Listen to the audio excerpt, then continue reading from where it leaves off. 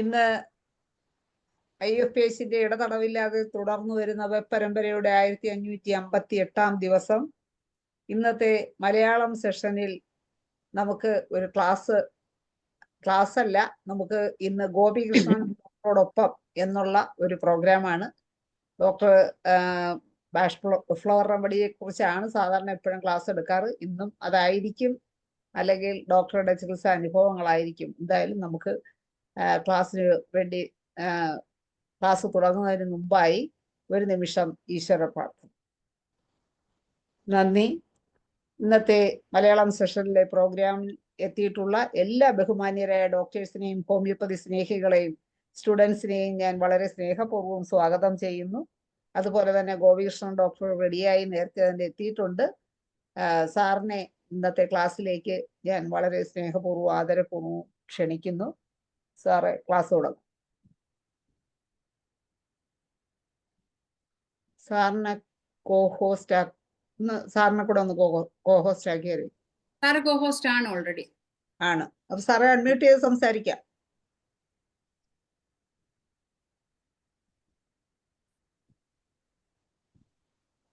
Sir unmute ചെയ്തോളൂ.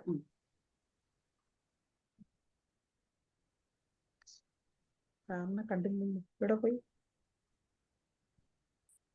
വീട് കട്ടായില്ല.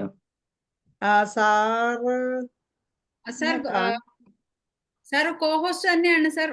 പിന്നെ വീഡിയോ റേഞ്ച് ഇല്ലാത്തോണ്ടാണോന്ന് അറിയത്തില്ല. ഞാൻ കട്ട് ചെയ്തിട്ട് ആദ്യം വിളിക്കാം. ഒന്നും കൂടെ ജോയിൻ ചെയ്തു.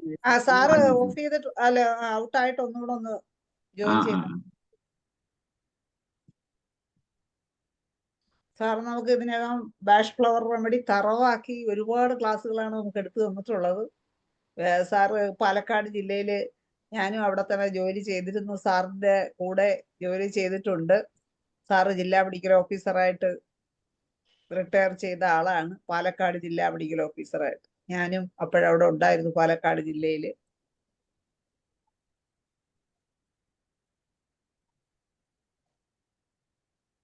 ഇപ്പൊ സാർ കൂടുതലും ബാഷ് ഫ്ലവർ റെമഡിയിലാണ് കേന്ദ്രീകരിച്ചിരിക്കുന്നത്. കൂടുതലും ചികിത്സ ബാഷ് ഫ്ലവർ റെമഡിയുമായിട്ടാണ് എന്ന് തോന്നുന്നു. സാർ ഡോക്ടർ ധനേഷ് ആണ് ഇപ്പൊ ഹോസ്റ്റ്. ഡോക്ടർ ധനേഷ് എന്നെ ആക്കിക്കോ. ഞാൻ ആക്കി പോയി ഡോക്ടർ. ഞാൻ എനിക്കിപ്പോ ആക്കിയിട്ടുണ്ട്. ഓക്കെ ആക്കിയാ. ഓക്കെ സാറേ, ക്ലാസ് തുടങ്ങാം. കേൾക്കാലോ അല്ലേ? കേൾക്കാം. പ്രിയപ്പെട്ട ഡോക്ടർമാരെ, കുറച്ച് ദിവസങ്ങൾക്ക് ശേഷമാണ് നമ്മൾ വീണ്ടും കാണുന്നത്. എൻ്റെ വന്ധ്യപിതാവ് മരിച്ചുപോയ കുട്ടമേനെയും എൻ്റെ ഈ ജീവിതത്തിലെ ഗുരുനാഥയായ മാതാവർദ്ധാനന്റെ മേയും സ്മരിച്ചുകൊണ്ട് ഇന്നത്തെ ക്ലാസ് ബാഷ് ഫ്ലവർ റെമഡീസിന് ക്ലാസ് ആരംഭിക്കുകയാണ്. അപ്പോൾ കുറേ ക്ലാസ്സുകളായി നമ്മൾ ബാഷ് ഫ്ലവർ റെമഡീസിനെ കുറിച്ച് നമ്മൾ എടുത്തു കഴിഞ്ഞിട്ടുണ്ട്.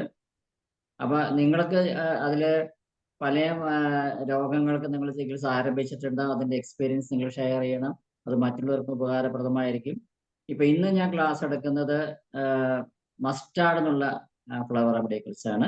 അത് കഴിഞ്ഞ ശേഷം നിങ്ങൾക്ക് ചോദ്യോത്തര വക്തിയിലേക്ക് പോവാം. അപ്പൊ നമ്മള് ദിവസേന ഒരു കടക്കുന്നതിന് മുമ്പ്, ശരിക്കും പറഞ്ഞാൽ പണ്ടൊക്കെ നമ്മൾ മറ്റേ ഹോമിയോപ്പതി കോളേജിൽ പഠിച്ചു കഴിഞ്ഞാൽ എല്ലാവരോടും പറയും, കടക്കുന്നതിന് മുമ്പ് ഒരു മരുന്ന്, ഒരു മെഡിക്കെങ്കിലും വായിച്ച ശേഷം കടക്കുക എന്ന്.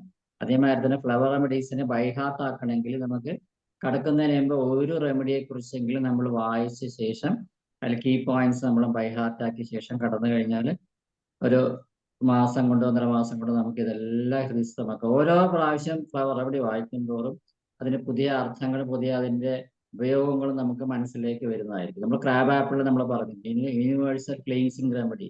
ക്ലീൻസിങ് റെമഡി എന്ന് പറഞ്ഞാൽ തന്നെ നമ്മൾ ഏത് അലോപ്പതി ചികിത്സയിൽ നിന്നും വന്ന് നമ്മളടുത്ത് റീസ്റ്റാർട്ട് ചെയ്യുകയാണെങ്കിൽ, ട്രീറ്റ്മെന്റ് സ്റ്റാർട്ട് ചെയ്യുകയാണെങ്കിൽ ക്രാബ് ആപ്പിൾ കൊടുത്ത ശേഷം നമ്മൾ ചികിത്സിച്ച് കഴിഞ്ഞാൽ 50% മെഡിസിൻസേ ബാക്കി നമുക്ക് ഉപയോഗിക്കേണ്ട കാര്യം. അക്സോമേറ്റിയൊക്കെ കൊടുത്ത് നമ്മൾ ആന്റിബയോട്ടിക് ക്രാബ് ആപ്പിൾ കൊടുത്ത് നമ്മൾ ചികിത്സ ആരംഭിച്ച ശേഷം നമ്മൾ ഇൻഡിക്കേറ്റഡ് ഡ്രഗിൽ കറക്റ്റായിട്ട് നമുക്ക് വരും. Along with indicated drug give flower remedies. അപ്പൊ നമ്മൾ ഇംഗ്ലീഷ് ബാഷ് റെമഡീസ് പറഞ്ഞ അതേമാതിരി തന്നെ ഞാനും ഫോളോ ചെയ്യുന്നത്.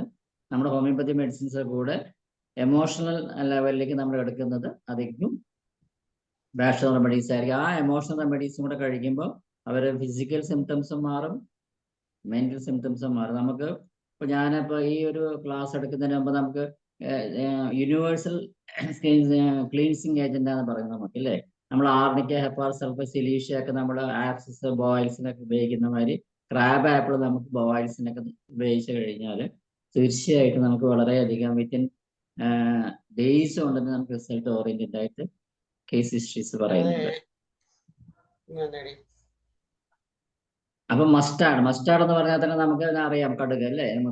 നമ്മള് ശരിക്കും മസ്റ്റാർഡ് നമ്മൾ തയോസിയാമിന നമ്മുടെ മരുന്നല്ലേ ഹോമിയോപ്പതിയിലുള്ളത്, നമ്മുടെ കീലോയിഡിനൊക്കെ ഉപയോഗിക്കുന്നത് മരുന്നാണ്. പക്ഷെ ഫ്ലവറായിട്ട് എടുക്കുന്ന സമയത്ത് അതിന്റെ മാനസിക ലക്ഷണങ്ങൾ നമുക്ക് പറഞ്ഞ് നമുക്ക് നമ്മുടെ ജീവിതത്തില് നമ്മൾ വിഷാദ രോഗത്തിന് അടിമയായ രോഗികളെ കണ്ടിട്ടുണ്ട്. അല്ലെങ്കിൽ നമ്മൾ തന്നെ ഡോക്ടേഴ്സ് ആയാലും ശരി, നമ്മൾ ഏതെങ്കിലും ഒരു പീരീഡിൽ ഒരു മൊമെന്ററി ആയിട്ടെങ്കിലും ഒരു ചില നിമിഷങ്ങളിലോ ചില മണിക്കൂറുകൾക്ക് വേണ്ടി നമ്മൾ വിഷാദ രോഗത്തിൽ നിന്ന് അടിമയായിട്ടുണ്ടാവും നമ്മൾ അല്ലേ. അതെന്നൊക്കെ നമ്മൾ ഓവർകം ചെയ്തിട്ടുണ്ടാവും. അങ്ങനെ ഒരു സിറ്റുവേഷനിൽ കൂടെ പോകുന്ന രോഗികളെ സന്തോഷവതിയാക്കി ജീവിതത്തിലേക്ക് തിരിച്ചു കൊണ്ടുവരാൻ പറ്റിയ ഒരു മരുന്നാണ് മസ്റ്റാർഡ്. വിഷാദ രോഗത്തിന് റിക്കറന്റ് വിഷാദ രോഗങ്ങൾ റിപ്പീറ്റഡ് ആയിട്ട് പല പ്രാവശ്യം ജീവിതത്തിലൂടെ വിഷാദരോഗം കടന്നു പോകുന്ന രോഗികളെ അതിന്ന് 100% മാറ്റിയെടുക്കാൻ പറ്റിയ ഏക എന്ന് പറയുന്നത് അതിന് ഏറ്റവും ബെസ്റ്റ് ഫ്ലവർ റെമഡിയാണ് മസ്റ്റാർഡ്. മറ്റേ 2 മരുന്നുകളാണ് ജെൻഷനും ഗോഴ്സും. അതിന് അടുത്ത ക്ലാസ്സിലും കൂടെ കമ്പാരിസൺ നമ്മൾ പഠിക്കുന്ന സമയത്ത് മനസ്സിലായി ഏത് സമയത്ത് ഗോഴ്സ് പ്രിസ്ക്രൈബ് ചെയ്യണം, ഏത് സമയത്ത് ജെൻഷൻ പ്രിസ്ക്രൈബ് ചെയ്യണം എന്ന് നമ്മൾ അടുത്ത ക്ലാസ്സിൽ നമുക്ക് എടുക്കുമ്പോൾ പറഞ്ഞിട്ടുണ്ട്. മസ്റ്റാർഡ് വിഷാദം എന്ന് പറഞ്ഞാൽ ശരിക്കും പറഞ്ഞാൽ തെളിഞ്ഞു നിൽക്കുന്ന അല്ലെങ്കിൽ കത്തിജ്വലിച്ച് നിൽക്കുന്ന ഒരു സൂര്യനെ കാർമേഘം കൊണ്ട് മൂടുന്ന മാതിരിയുള്ള ഒരു അവസ്ഥയിലേക്ക് നമ്മുടെ മനസ്സ് വരിക. നമ്മൾ വളരെ ഹാപ്പി ആയിരുന്നു ഇന്നലെ വരെയും, ഇന്ന് രാവിലെ കഴിഞ്ഞ് പെട്ടെന്ന് നമുക്ക് നമ്മുടെ മനസ്സിന് ഒരു ഇരുട്ട് ബാധിച്ചിരിക്കുന്നു, നമ്മുടെ മുഖത്തിന് ഒരു മാറ്റം വന്നിരിക്കുന്നു, ചിന്തകൾക്ക് മാറ്റം വന്നിരിക്കുന്നു, ആകെ കൂടെ എന്താ ചെയ്യേണ്ടതെന്നുള്ളൊരു കൺഫ്യൂഷനിലേക്ക് നമ്മൾ പോകും. അങ്ങനെ ഒരു അവസ്ഥയിലൂടെ അങ്ങനത്തെ ഒരു അവസ്ഥ റിക്കറന്റ് ആയിട്ട് വരുന്ന രോഗികളിൽ അവരെ ജീവിതത്തിലേക്ക് തിരിച്ചു കൊണ്ടുവരാൻ പറ്റിയ ഏക അല്ലെങ്കിൽ ഏറ്റവും ഇമ്പോർട്ടൻ്റ് ആയ ഫ്ലവർ റെമഡിയാണ് മസ്റ്റാർഡ്. തീർച്ചയായിട്ടും മസ്റ്റാർഡ് നമുക്ക് വളരെയധികം നമ്മുടെ നിത്യജീവൻ നമ്മളെ വരുന്ന രോഗികളിലൊക്കെ കാണാം. നമ്മൾ പേഷ്യൻസ് ഫ്രണ്ടിൽ ഇരിക്കുമ്പോൾ തന്നെ അവരുടെ ഫേസ് റീഡിങ് നമ്മൾ നോക്കിയാൽ അറിയാം. നമുക്ക് പറയാൻ പറ്റും നിങ്ങൾക്ക് എന്താ എത്ര മുഖത്ത് എത്ര വിഷാദം, ഒരു ഹാപ്പിനെസ് കാണുന്നില്ല, സംസാരിക്കുമ്പോൾ ചിരിച്ച് സംസാരിക്കുന്നില്ല, അതില്ല ഞാൻ ഇങ്ങനെ തന്നെയാണ്. അപ്പൊ ഇങ്ങനെയെന്ന് പറഞ്ഞാൽ നമ്മുടെ ഉള്ളിന്റെ ഉള്ളിൽ അവർക്ക് എന്തായാലും ഒരു ഒളിപ്പിച്ച ഒരു രഹസ്യം അല്ലെങ്കിൽ അവർ പറയാൻ പറ്റാത്തൊരു വിഷമം ഉണ്ടെന്ന് നമുക്ക് മുഖത്ത് നോക്കി മനസ്സിലാക്കാൻ സാധിക്കും. അപ്പൊ ഞാൻ അങ്ങനെ ഒരു മനസ്സിലാക്കിയ ഞാനൊരു ഒരു സ്കിൻ അലർജി കേസിന് കണ്ടപ്പോഴേ ഞാൻ പറഞ്ഞു നിങ്ങൾക്ക് സ്കിൻ അലർജി അല്ല നിങ്ങളുടെ പ്രോബ്ലം, നിങ്ങളുടെ മനസ്സിൽ വേറെ എന്തെങ്കിലും പ്രോബ്ലം ഉണ്ട്. എനിക്കൊരു പ്രോബ്ലം ഇല്ല. പക്ഷെ ഞാൻ കേസ് എടുത്ത് കഴിഞ്ഞ സമയത്ത് അവർക്ക് മനസ്സിലായി അവർ ഡിപ്രഷനിലൂടെ കടന്നു പോകുന്ന ഒരു പേഷ്യൻ്റ് മനസ്സിലായി. ആ ഡിപ്രഷന്റെ മനസ്സിന് താങ്ങാൻ പറ്റാണ്ട് ശാരീരികമായിട്ട് കയ്യിൽ സ്കാബിസുമായിട്ടുള്ള സ്കിൻ കംപ്ലൈൻസ് വരെ എത്തിച്ചു. അപ്പൊ അവർക്ക് നമ്മൾ കൊടുത്ത ഇൻഡിക്കേറ്റഡ് ഡ്രഗിന് പുറമെ മസ്റ്റാർഡ് റെമഡി നമ്മൾ കൊടുത്താണ് അവരെ പൂർണ്ണ ഹാപ്പി ലൈഫിലേക്ക് തിരിച്ചുകൊണ്ടുവരാൻ സാധിച്ചത്. ഇവർക്ക് ഹാപ്പി കമ്മ്യൂണിക്കേഷനും താല്പര്യം ഉണ്ടാവില്ല ഈ മസ്റ്റാർഡ് പേഷ്യൻസിന്. ഒരു ബ്ലാക്ക് ഡിപ്രഷൻ ശരിക്കും പറഞ്ഞാൽ ശരി നമ്മൾ സൂര്യനെ കാർമേഘം കൊണ്ട് മൂടുന്ന മാതിരി നമ്മുടെ മനസ്സിനെ ഒരു ബ്ലാങ്കറ്റ് ഒരു പുതപ്പെട്ട് മൂടിയ മാതിരി നമ്മുടെ മനസ്സിന്റെ ചിന്തകളെ തടസ്സം സൃഷ്ടിക്കുന്ന പ്രതീതിയിലൂടെ കടന്നു പോകുന്ന രോഗികള് അല്ലെങ്കിൽ നമ്മളെ അല്ലെങ്കിൽ മറ്റുള്ളവർക്ക് ഇങ്ങനെ ഒരു ജീവിതത്തിൽ വരുന്ന. പക്ഷെ ഇതിന്റെ ഒരു ഏറ്റവും പ്രത്യേകത എന്താ വെച്ചാൽ എന്താണ് നിങ്ങൾക്ക് വിഷാദം എന്ന് ചോദിച്ചു കഴിഞ്ഞാൽ അവർക്ക് പറയാനില്ല. എനിക്ക് പ്രത്യേകിച്ച് ഞാൻ ഹാപ്പിയാണ്, എനിക്ക് ഒരു പ്രശ്നമില്ല, ഞാൻ നല്ലൊരു കുടുംബജീവിതം നയിക്കുന്നു, എനിക്ക് നല്ല എന്നെ സ്നേഹിക്കുന്ന ഭാര്യയുണ്ട്, മക്കളൊക്കെ നല്ല രീതിയിൽ പഠിക്കുന്നുണ്ട്, നല്ല ജോലിയുണ്ട്, അവർ കല്യാണം കഴിച്ചിട്ട്. പക്ഷെ എനിക്ക് എന്താ അറിയില്ല, എനിക്ക് ഒരു വിഷമ മനസ്സിന്, എനിക്ക് ഒന്നും താല്പര്യമില്ല, ഉറക്കമില്ല, എനിക്ക് മലബന്ധമുണ്ട്, അങ്ങനെ പല കാരണങ്ങളിലൂടെ കടന്നു പോകുമ്പോൾ അപ്പാരന്റ്ലി ഒരു റീസണും ഒരു വിഷാദ രോഗിക്ക് പറയാനുണ്ടാവില്ല.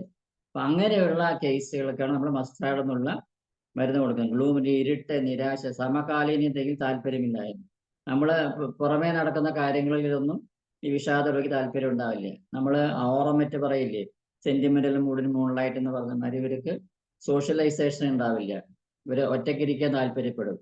Not sufficient interest in present circle. ഈ ചുറ്റുപാട് നടക്കുന്ന ഒരു കാര്യത്തിലും ഇവർക്ക് താല്പര്യം ഉണ്ടാവില്ല. മനസ്സിനെ ഇരുട്ട് ബാധിച്ച മതി, ഒന്നും കാണുന്നില്ല, ജീവിതത്തിന് ഒരു അർത്ഥവുമില്ല, ഒരു തരി വെളിച്ചം പോലും കാണുന്നില്ല. വിഷാദം തന്നെ വിഷാദം, നിരാശ, വിഷാദം, ഉൾവലിയുന്ന സ്വഭാവം. ഉൾവലിയുന്ന സ്വഭാവം പറഞ്ഞാൽ ഒന്നും ഓപ്പണായിട്ട് പറയില്ല അവര്. എനിക്ക് എന്താണെന്ന് വെച്ചാൽ ഒന്നുമില്ല. അപ്പൊ ഉൾവലിയുന്ന സ്വഭാവം, നമ്മളെ തന്നെ മനസ്സിനെ പൂട്ടിയിട്ട് നമ്മുടെ മനസ്സിനെ നമ്മൾ തന്നെ വലിയൊരു ഗോദ്രേജ് ഇട്ട് പൂട്ടിയ മാതിരിയുള്ള ഒരു പ്രവണതയിലേക്ക് നമ്മൾ ഉൾവലിഞ്ഞു പോകുന്നു. വിഷാദം നമ്മളിൽ ദുഃഖം, ഖേദം, വിരസത, സ്വയം സഹത, അർത്ഥശൂന്യ, എന്റെ ജീവിതത്തിനും അർത്ഥമില്ല. ഉദിച്ചു നിൽക്കുന്ന സൂര്യനെ കാർമേഘം മൂടുന്ന പോലെ നമ്മുടെ മനസ്സിനെ കാർമേഘം, ഇരുട്ട് മൂടുന്ന ഒരു പ്രതീകം. ശാരീരിക ലക്ഷണം, നമ്മുടെ ചൈതന്യത്തില്ലായ്മ, ആലസ്യം, കടുത്ത ക്ഷീണം, വിശപ്പില്ലായ്മ. ഈറ്റിംഗ് ഡിസോർഡേഴ്സ് വരും. രണ്ട് വിധത്തിൽ ഈറ്റിംഗ് ഡിസോർഡേഴ്സ് വരും. ഒന്നുകിൽ ഭക്ഷണം കഴിക്കാണ്ട് അവർക്ക് അനിമിക്കായി മാറി വെയിറ്റ് ലോസ് വരും, അല്ലെങ്കിൽ എക്സസീവ് ഈറ്റിംഗ് കാരണം ബ്ലൂമിയ എന്നുള്ള ഒരു സിംറ്റംസിലൂടെ പോയിട്ട് എക്സസീവ് ഭക്ഷണം കഴിച്ചവര് തടി കൂടുതലായിട്ട് വരുന്ന പ്രകൃതത്തിലേക്ക്. ഇപ്പോൾ രണ്ട് എക്സ്ട്രീമിൽ കാണാം ഈറ്റിംഗ് ഡിസോർഡേഴ്സിൽ. Either they are not eating or over eating. ഭക്ഷണം കൂടുതൽ കഴിച്ച് തടി കൂടുതൽ ആവുന്ന പ്രകൃതം, ഉറക്കക്കുറവ് ഉണ്ടാവൽ, മലബന്ധം, തലയ്ക്ക് ക്ഷതം വന്ന ശേഷം വിഷാദ രോഗത്തിലേക്ക് പോയ ആൾക്കാർ. നമ്മുടെ നാച്ചുറൽ സൾഫർ, ആർണിക്ക, ഹൈപ്പേറിക്കും, ബെല്ലിസ് എന്നീ മരുന്നുകൾക്കൊപ്പം എനിക്ക് തലയ്ക്ക്, അല്ലെങ്കിൽ ഞാൻ തലകുത്തര വീണ് തലയിൽ എന്തോ തട്ടി, അതിനുശേഷമാണ് എനിക്ക് പ്രോബ്ലം സ്റ്റാർട്ട് ചെയ്തതെന്ന് പറയുന്ന രോഗികൾക്ക് മസ്റ്റാർഡ് നമുക്ക് കൊടുക്കുക. അവരുടെ മാനസിക ലക്ഷണം അല്ലെങ്കിൽ മനസ്സിന്റെ എന്തെങ്കിലും വ്യതിയാനങ്ങൾ, അവരുടെ സ്വഭാവത്തിൽ മാറ്റങ്ങളൊക്കെ വന്നെങ്കിൽ തീർച്ചയായിട്ടും നമുക്ക് മസ്റ്റാർഡ് കൊടുക്കും. ഞരമ്പുകളുടെ ക്ഷതം, തലയോട്ടയുടെ വിന്യാസം, തലയോട്ടയുടെ ആ സ്ട്രക്ചറിൽ മാറ്റം വരിക, അല്ലെങ്കിൽ ക്രാക്ക് വരിക, അതിൽ വിള്ളൽ വരിക. ഇത് കാരണം ഉണ്ടാകുന്ന തെളിച്ചവും വെളിച്ചവും മുൻപുണ്ടായിരുന്ന മാതിരി ഇല്ലാതെ പറയാം. എനിക്ക് തലയ്ക്ക് ക്ഷതം കിട്ടിയ, അടി കിട്ടി, അല്ലെങ്കിൽ തലകുത്തനം വീണു, അല്ലെങ്കിൽ ബസ്സിൽ നിന്ന് തലമുട്ടി നമ്മളെ, അതിനുശേഷമാണെന്നൊക്കെ പറയുമ്പോൾ നമുക്ക് തീർച്ചയായിട്ടും നമ്മുടെ സ്വഭാവത്തിൽ വരുന്ന മാറ്റങ്ങൾ, അല്ലെങ്കിൽ സ്വഭാവത്തിൽ വരുന്ന വ്യതിയാനങ്ങൾക്ക് മസ്റ്റാർഡ് തീർച്ചയായിട്ടും ഉപയോഗിക്കാം. നിലവിലെ സാഹചര്യത്തോട് ഒത്തുപോകാൻ പറ്റാത്ത, താല്പര്യമില്ല, വിഷാദം എന്ന വികാരത്തിന് അടിമയാകുക. കോവിഡ് കാലത്ത് ധാരാളം കുട്ടികളും മുതിർന്നവരും ഫാമിലീസും ഒക്കെ ഈ വിഷാദ രോഗത്തിലൂടെ കടന്നുപോയ കാലഘട്ടത്തിലായിരുന്നു. അന്ന് നമുക്ക് ഈ മരുന്ന് വളരെയധികം ഉപയോഗപ്രദമായിട്ടുണ്ട്. മസ്റ്റാർഡിന് രോഗികളുടെ എണ്ണം കോവിഡ് പീരീഡിൽ ധാരാളമായിരുന്നു. കാർമേഘം മൂടുന്ന മാതിരി നമ്മുടെ മനസ്സിന് ഒരു ഇരുട്ട് ബാധിച്ച മാതിരി. ചന്ദ്രനില് നമുക്ക് കാർമേഘം വന്ന് മൂടിയ മാതിരിയുള്ള ഒരു പ്രതീതിയാണ്. നമ്മുടെ സന്തോഷം തന്നെ ഇല്ലായ്മ ചെയ്യുന്നു. ക്ഷണിക്കാത്ത അതിഥിയെ പോലെ പെട്ടെന്ന് കടന്നു വരുന്ന അവസ്ഥ നമുക്ക്. എന്താണ് കാരണമെന്ന് പറയാൻ സാധിക്കില്ല. വിഷാദം എന്തിനാന്ന് ചോദിച്ചാൽ എനിക്കറിയില്ല. എനിക്കൊരു ഒന്നിനും ഒരു താല്പര്യമില്ല, ഫാമിലിയോട് ഇല്ല, ഫ്രണ്ട്സുമാരില്ല, എനിക്ക് ആരോടും സംസാരിക്കാൻ താല്പര്യമില്ല, ഒറ്റയ്ക്ക് ഇരിക്കാൻ തോന്നുന്നു, എനിക്ക് ജോലി ചെയ്യാൻ സാധിക്കുന്നില്ല, ഒരു അന്തർമുഖത്വം, ഉൾവലിയൽ, എൻ്റെ മനസ്സ് വളരെ ഡള്ളാണ്, ജീവശക്തി കുറഞ്ഞു വരുന്നു, ഭയങ്കര ക്ഷീണം, ദഹനക്കേട്, eating disorder, peptic ulcer, non insulin dependent diabetic patient, gastric ulcer. അപ്പൊ പെപ്റ്റിക് അൾസറിനും ഈ വിഷാദ രോഗത്തിൽ കൂടെ കടന്നു പോകുന്നവർക്ക് ഫിസിക്കലായിട്ട് പെപ്റ്റിക് അൾസർ വരാം, ഗാസ്ട്രിക് വരാം, നോൺ ഇൻസുലിൻ ഡിപ്പെൻഡന്റ് ഡയബറ്റീസും വരാം. മനസ്സ് ബ്ലാങ്ക് ആയിട്ട് ഒന്നും മനസ്സിലില്ല, എല്ലാം ബ്ലാങ്ക്, ഒന്നും ചിന്തിച്ചാൽ കിട്ടുന്നില്ല, ഒന്നും നമുക്ക് ഓർമ്മ വരുന്നില്ല, ഒരു സന്തോഷമില്ലായ്മ ജീവിതത്തിൽ. വിഷാദത്തിലൂടെ കടന്നു പോകുന്ന ഒരു ജീവിതത്തിന് സന്തോഷത്തിലൂടെ തിരിച്ചു കൊണ്ടുവരാൻ മസ്റ്റാർഡുമാരിയുള്ള വേറെ ഒരു മരുന്ന് നമുക്ക് ചിന്തിക്കാനില്ല. ഒരു കാരണമില്ലാതെ മനസ്സിന് സന്തോഷം കെടുത്തുന്ന ഒരവസ്ഥ, ജീവിതത്തിലെ എല്ലാ സന്തോഷത്തിനും ഇല്ലാതാക്കുന്ന അവസ്ഥ, നിത്യജീവിതത്തെ ഇത് ബാധിക്കുന്നു. അപ്പോൾ വിഷാദ രോഗത്തിന് ഒരു കാരണമില്ലാണ്ട് വിഷാദ രോഗത്തിന് അടിമയാകുന്ന രോഗികൾ, അല്ലെങ്കിൽ നമുക്ക് തന്നെ ഒരു അപ്പാരന്റ്ലി ഒരു ഫ്യൂ ഡേയ്സിന് ഫ്യൂ അവേഴ്സിന് നമ്മൾ ഈ അവസ്ഥയിലൂടെ പോകാത്ത ആൾക്കാർ ജീവിതത്തിൽ ഉണ്ടാകും. നമുക്ക് കാണാതിരിക്കില്ല. എന്തായാലും ശരി, ജീവിതത്തിൽ എല്ലാ സമയത്തും അല്ലെങ്കിൽ 365 ഡേയ്സ് ഹാപ്പി ആയ ഒരു മനുഷ്യനെ നമുക്ക് കണ്ടു കഴിഞ്ഞാൽ സാധിച്ചാൽ അവരെ ദൈവമാണ് നമ്മൾ പറയാം ശരിക്കും പറഞ്ഞാൽ. അങ്ങനെയുള്ള ആൾക്കാരെ കാണാൻ ബുദ്ധിമുട്ടാണ് ശരിക്കും പറഞ്ഞാൽ. എന്തെങ്കിലും ചെറിയ റീസൺ മതി നമുക്ക്. ഇപ്പൊ കുട്ടികളൊക്കെ ഇപ്പൊ ശരിക്കും പറഞ്ഞാൽ ജെൻഷൻ എന്നുള്ള ഡ്രഗിന്റെ എന്താ വെച്ചാൽ ടീച്ചർ സ്കൂളിലെ കുട്ടിയെ ചീത്ത പറഞ്ഞാൽ മതി, അല്ലെങ്കിൽ മാർക്ക് കുറഞ്ഞു ചീത്ത പറഞ്ഞാൽ മതി. കുട്ടി സ്കൂളിൽ പോകാൻ ഇഷ്ടപ്പെടില്ല. അവരൊരു മുഖത്തിൽ ഞാൻ നാളെ സ്കൂളിൽ പോവില്ല ഇങ്ങനെ ടീച്ചറെ വഴക്ക് പറഞ്ഞു. അപ്പൊ ഈസിലി അവരെ മനസ്സിനെ ബാധിക്കുന്ന പ്രശ്നങ്ങളൊക്കെ നമ്മൾ അക്യൂട്ടായിട്ട് വരുന്ന ജെൻഷൻ കൊടുക്കുമ്പോൾ ക്രോണിക് ആയിട്ട് റിക്കറന്റ് ഡിപ്രഷനിലേക്ക് പോകുന്ന പേഷ്യന്റിന് കൊടുക്കേണ്ടതാണ് മസ്റ്റാർഡ്. ഇനി നമ്മൾ കേസ് ഹിസ്റ്ററീസാ പറയുന്നത്. 45 വയസ്സായ വിവാഹിതയായ സ്ത്രീ ഒരു വിഷാദ രോഗത്തിന് അടിമയായ വർഷങ്ങളോളം അത് സഹിച്ചിരിക്കുകയാണ്. അവർക്ക് താൻ ഒറ്റപ്പെട്ടു എന്ന് തോന്നല് ഈ സമയത്ത് അവർക്ക് അനുഭവപ്പെടുന്നു. തന്നെ രക്ഷിക്കാൻ ആരുമില്ല എന്ന് വിചാരം. ഞങ്ങളെ വിളിച്ചപ്പോൾ അവർക്ക് നടുവേദനയായിരുന്നു.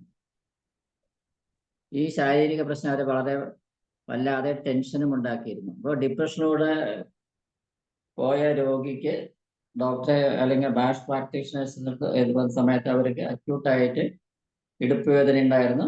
ആ ഇടുപ്പ് വേദന അവർക്ക് വളരെയധികം മാനസികമായ സംഘർഷങ്ങൾ കൂടെ സൃഷ്ടിച്ചിരുന്നു. അപ്പൊ നമ്മൾ ആ ഒരു ഡിപ്രഷനിൽ കൂടെ അവരെ പറയുന്നത് ഞാൻ ഡിപ്രഷനിൽ കൂടെ കടന്നു പോകുന്നു, എനിക്ക് വളരെ നിരാശ, എനിക്ക് ആരോടും മിങ്കിളെ ഇഷ്ടപ്പെടുന്നില്ല എന്ന് ഈ ഒരു ഫ്യൂ സെന്റൻസിലൂടെ തന്നെ ഡോക്ടർക്ക് ഈസി ആയിട്ട് പ്രിസ്ക്രൈബ് ചെയ്യാൻ സാധിച്ചു. ആ വിഷാദ രോഗത്തിന് അവര് പ്രിസ്ക്രൈബ് ചെയ്തത് മസ്റ്റാർഡ്. ഈ ടെൻഷൻ കാരണം ഉള്ള വേദനയ്ക്ക് അവർക്ക് നമ്മൾ പ്രിസ്ക്രൈബ് ചെയ്ത് ഇംപേഷ്യൻ എന്നുള്ളത് അസുഖം ഭേദമാവില്ല എന്ന ചിന്തയ്ക്ക് കൊടുത്ത ജനിച്ചു. ഒരാഴ്ച കഴിഞ്ഞ് അവർ പറഞ്ഞു എൻ്റെ ഇടുപ്പ് വേദന നല്ല ശമനമുണ്ട്. അപ്പൊ ആദ്യം തന്നെ അവർക്ക് നോക്കൂ, ഫിസിക്കൽ സിംറ്റംസ് ആണ് മാറിയത്. എന്താ വെച്ചാൽ മെന്റലിൽ നിന്ന് അത് ഫിസിക്കലിലേക്ക് അനുഭവിക്കാൻ തുടങ്ങിയതുകൊണ്ടാണ് ആ ഫിസിക്കൽ സിംറ്റം ആദ്യം മാറി ഞാൻ ജോലിക്ക് പോകാൻ തുടങ്ങി എന്ന് അവർ വിവരം അറിയിച്ചു. 2 മാസത്തിന് ശേഷം അവർ പറഞ്ഞു ഞാൻ വളരെ വളരെ ആരോഗ്യവതിയാണ്, വർഷങ്ങളായി അനുഭവിച്ച എൻ്റെ ഈ മാനസിക പ്രശ്നങ്ങളിൽ നിന്ന് ഞാൻ മുക്തയായി, ഇപ്പോൾ വളരെ ഹാപ്പിയാണ്, ഞാൻ ജീവിതം നന്നായിട്ട് ആസ്വദിക്കുന്നു എന്ന് പറഞ്ഞു. തീർച്ചയായും എനിക്ക് നിരാശ എന്നുള്ള ആ ഒരു നിരാശ എന്നുള്ള ഒരു ലക്ഷണമേ എനിക്കില്ല എന്നാണ് അവർ ഡോക്ടറെ അറിയിച്ചത്. രണ്ടാമത്തെ കേസിൽ 67 വയസ്സായ വിധവ സമയാസമയങ്ങളിൽ, അതായത് ചെറുപ്രായം മുതൽ എൻ്റെ ജീവിതം ഒരു കറുത്ത അധ്യായമായിരുന്നു. അവരെ രോഗി തന്നെ പറയുകയാണ്. ശരിക്കും പറഞ്ഞാൽ ഞാൻ ഓർമ്മ വെച്ച കാലം മുതൽ, അല്ലെങ്കിൽ ഓർമ്മ ഉള്ള കാലം മുതൽ തന്നെ ഞാൻ ഈ വിഷാദ രോഗത്തിന് അല്ലെങ്കിൽ ഒരു വിഷാദ രോഗത്തിലൂടെ കടന്നുപോയ ഒരു ജീവിതമായിരുന്നു എനിക്ക് ഉണ്ടായിരുന്നത്. വിഷാദ രോഗം അടിക്കടി എന്നെ എന്തിനാണ് അതിന്റെ കാരണമെന്ന് എനിക്കറിയില്ല. ഇത് നോക്കും, മസ്റ്റാർഡിനെ പറഞ്ഞ് എല്ലാവർക്കും വിഷാദ രോഗം കൂടെ അനുഭവിക്കുന്നവർ പറയുന്ന മെയിൻ ലക്ഷണമാണ് വിത്തൗട്ട് എനി അപ്പാരന്റ് റീസൺ. ഒരു കാരണവും അവർക്ക് പറയാൻ പറ്റുന്നില്ല. എന്താണ് കാരണം എന്ന് ചോദിച്ചാൽ ഇല്ല. എന്തെങ്കിലും സാമ്പത്തിക പ്രശ്നം ഉണ്ടായില്ല, മക്കളെ കൊണ്ട് പ്രശ്നം ഉണ്ടായില്ല, പിന്നെന്തിനാ പ്രശ്നം, സാമ്പത്തിക പ്രശ്നമില്ല, ഭാര്യയെ കൊണ്ട് പ്രശ്നമില്ല, കുട്ടികൾ. പക്ഷെ എനിക്കറിയില്ല, എനിക്ക് മനസ്സിനൊരു ആയെക്കൂടെ ഒരു വിമ്മിഷ്ടം, ആരോടും സംസാരിക്കണം തോന്നില്ല, ആരോടും മിങ്കിൾ ചെയ്യണം തോന്നില്ല, എനിക്ക് ഉറക്കമില്ല, എനിക്ക് മലബന്ധമുണ്ട്, വയറുവേദനയുണ്ട്, ഇങ്ങനെ. അപ്പൊ ഡിപ്രഷന്റെ ഫിസിക്കൽ സിംറ്റംസ് ആണ്, ബാക്കിയുള്ളതല്ല.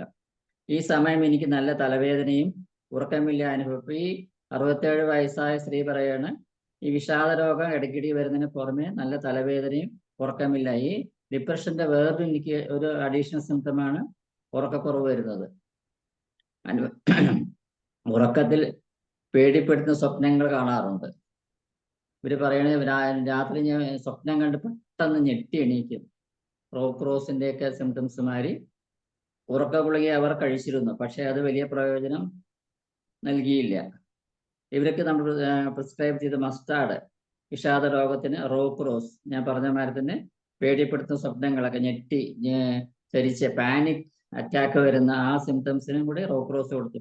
അവർ ഈ മരുന്നുകളെ കഴിച്ച ശേഷം അവർക്ക് ഈ പറഞ്ഞ ലക്ഷണങ്ങളൊക്കെ എല്ലാം വളരെയധികം മാറ്റങ്ങൾ കണ്ടു തുടങ്ങി. ഒരാഴ്ചക്കുള്ളിൽ സ്ലീപ്പിംഗ് ടാബ്ലറ്റ് നിർത്താൻ പറ്റി. പേടി സ്വപ്നങ്ങൾ അവരെ മുട്ടിച്ചിരുന്നു, എന്നാലും പക്ഷെ അത് വളരെ കുറഞ്ഞ തോതിലായിരുന്നു എന്ന് മാത്രം.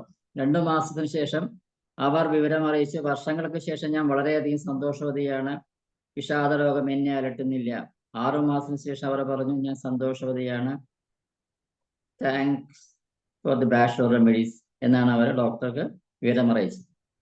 33ാമത്തെ കേസ് 39 വയസ്സായ സ്ത്രീ. അവർ ദീർഘകാലമായി നിരാശയിലൂടെ കടന്നു പോവുകയാണ്. കറുത്ത കാർമേഘം അവരെ ആകെ മൂടിയതേ അനുഭവപ്പെടുന്ന ഒരു ഡാർക്ക് ബ്ലാങ്കറ്റ്. അവരെ മനസ്സിനെ അങ്ങനെ മൂടി ഇരിക്കുന്ന ഒരു പ്രതീതിയിലൂടെ കടന്നു പോവുകയാണ് അവര്. എന്താണ് എൻ്റെ നിരാശയുടെ കാരണമെന്ന് എനിക്കറിയില്ല. ഈ വിഷാദം പെട്ടെന്ന് അവരെ ബാധിക്കും. അത് മാറുന്നവരെ ഒന്നും ചെയ്യാൻ പറ്റാത്ത അവസ്ഥ. ഇപ്പൊ ഈ ഡിപ്രഷൻ വരുന്ന പീരീഡിൽ അവർക്ക്, അല്ലെങ്കിൽ ഡിപ്രഷൻ അനുഭവിക്കുന്നവർക്ക് ആ ഒരു പീരീഡിൽ അവർക്ക് മാനസികമായും ശാരീരികമായിട്ടും ഒന്നും ചെയ്യാൻ പറ്റാത്തൊരവസ്ഥയിലൂടെ ആയിരിക്കും കടന്നു പോവുക. അത് തനിയെ മാറുകയും ചെയ്യും. ഇപ്പൊ ഒരു പീരീഡിൽ, അതായത് ഈ 15 ദിവസം നല്ലതാണെങ്കിൽ 15 ദിവസം മോശം പീരീഡ്, അങ്ങനെയുള്ള ഒരു മാനസികാവസ്ഥയിലൂടെ കടന്നു പോകുന്ന പ്രകൃതമാണ് ഈ ഡിപ്രഷനിൽ ഒരു മെയിൻ സിംറ്റംസ്. ഇതിന് പുറമെ അവർക്ക് ഈ ഒരു ഡിപ്രഷന് പുറമെ അവർക്ക് മൂത്രാശയ സംബന്ധമായ അസുഖവും ഉണ്ടായിരുന്നു, മലബന്ധം അവർക്കുണ്ടായിരുന്നു, വളരെയധികം മാനസിക പിരിമുറുക്കം അനുഭവിച്ചിരുന്നു.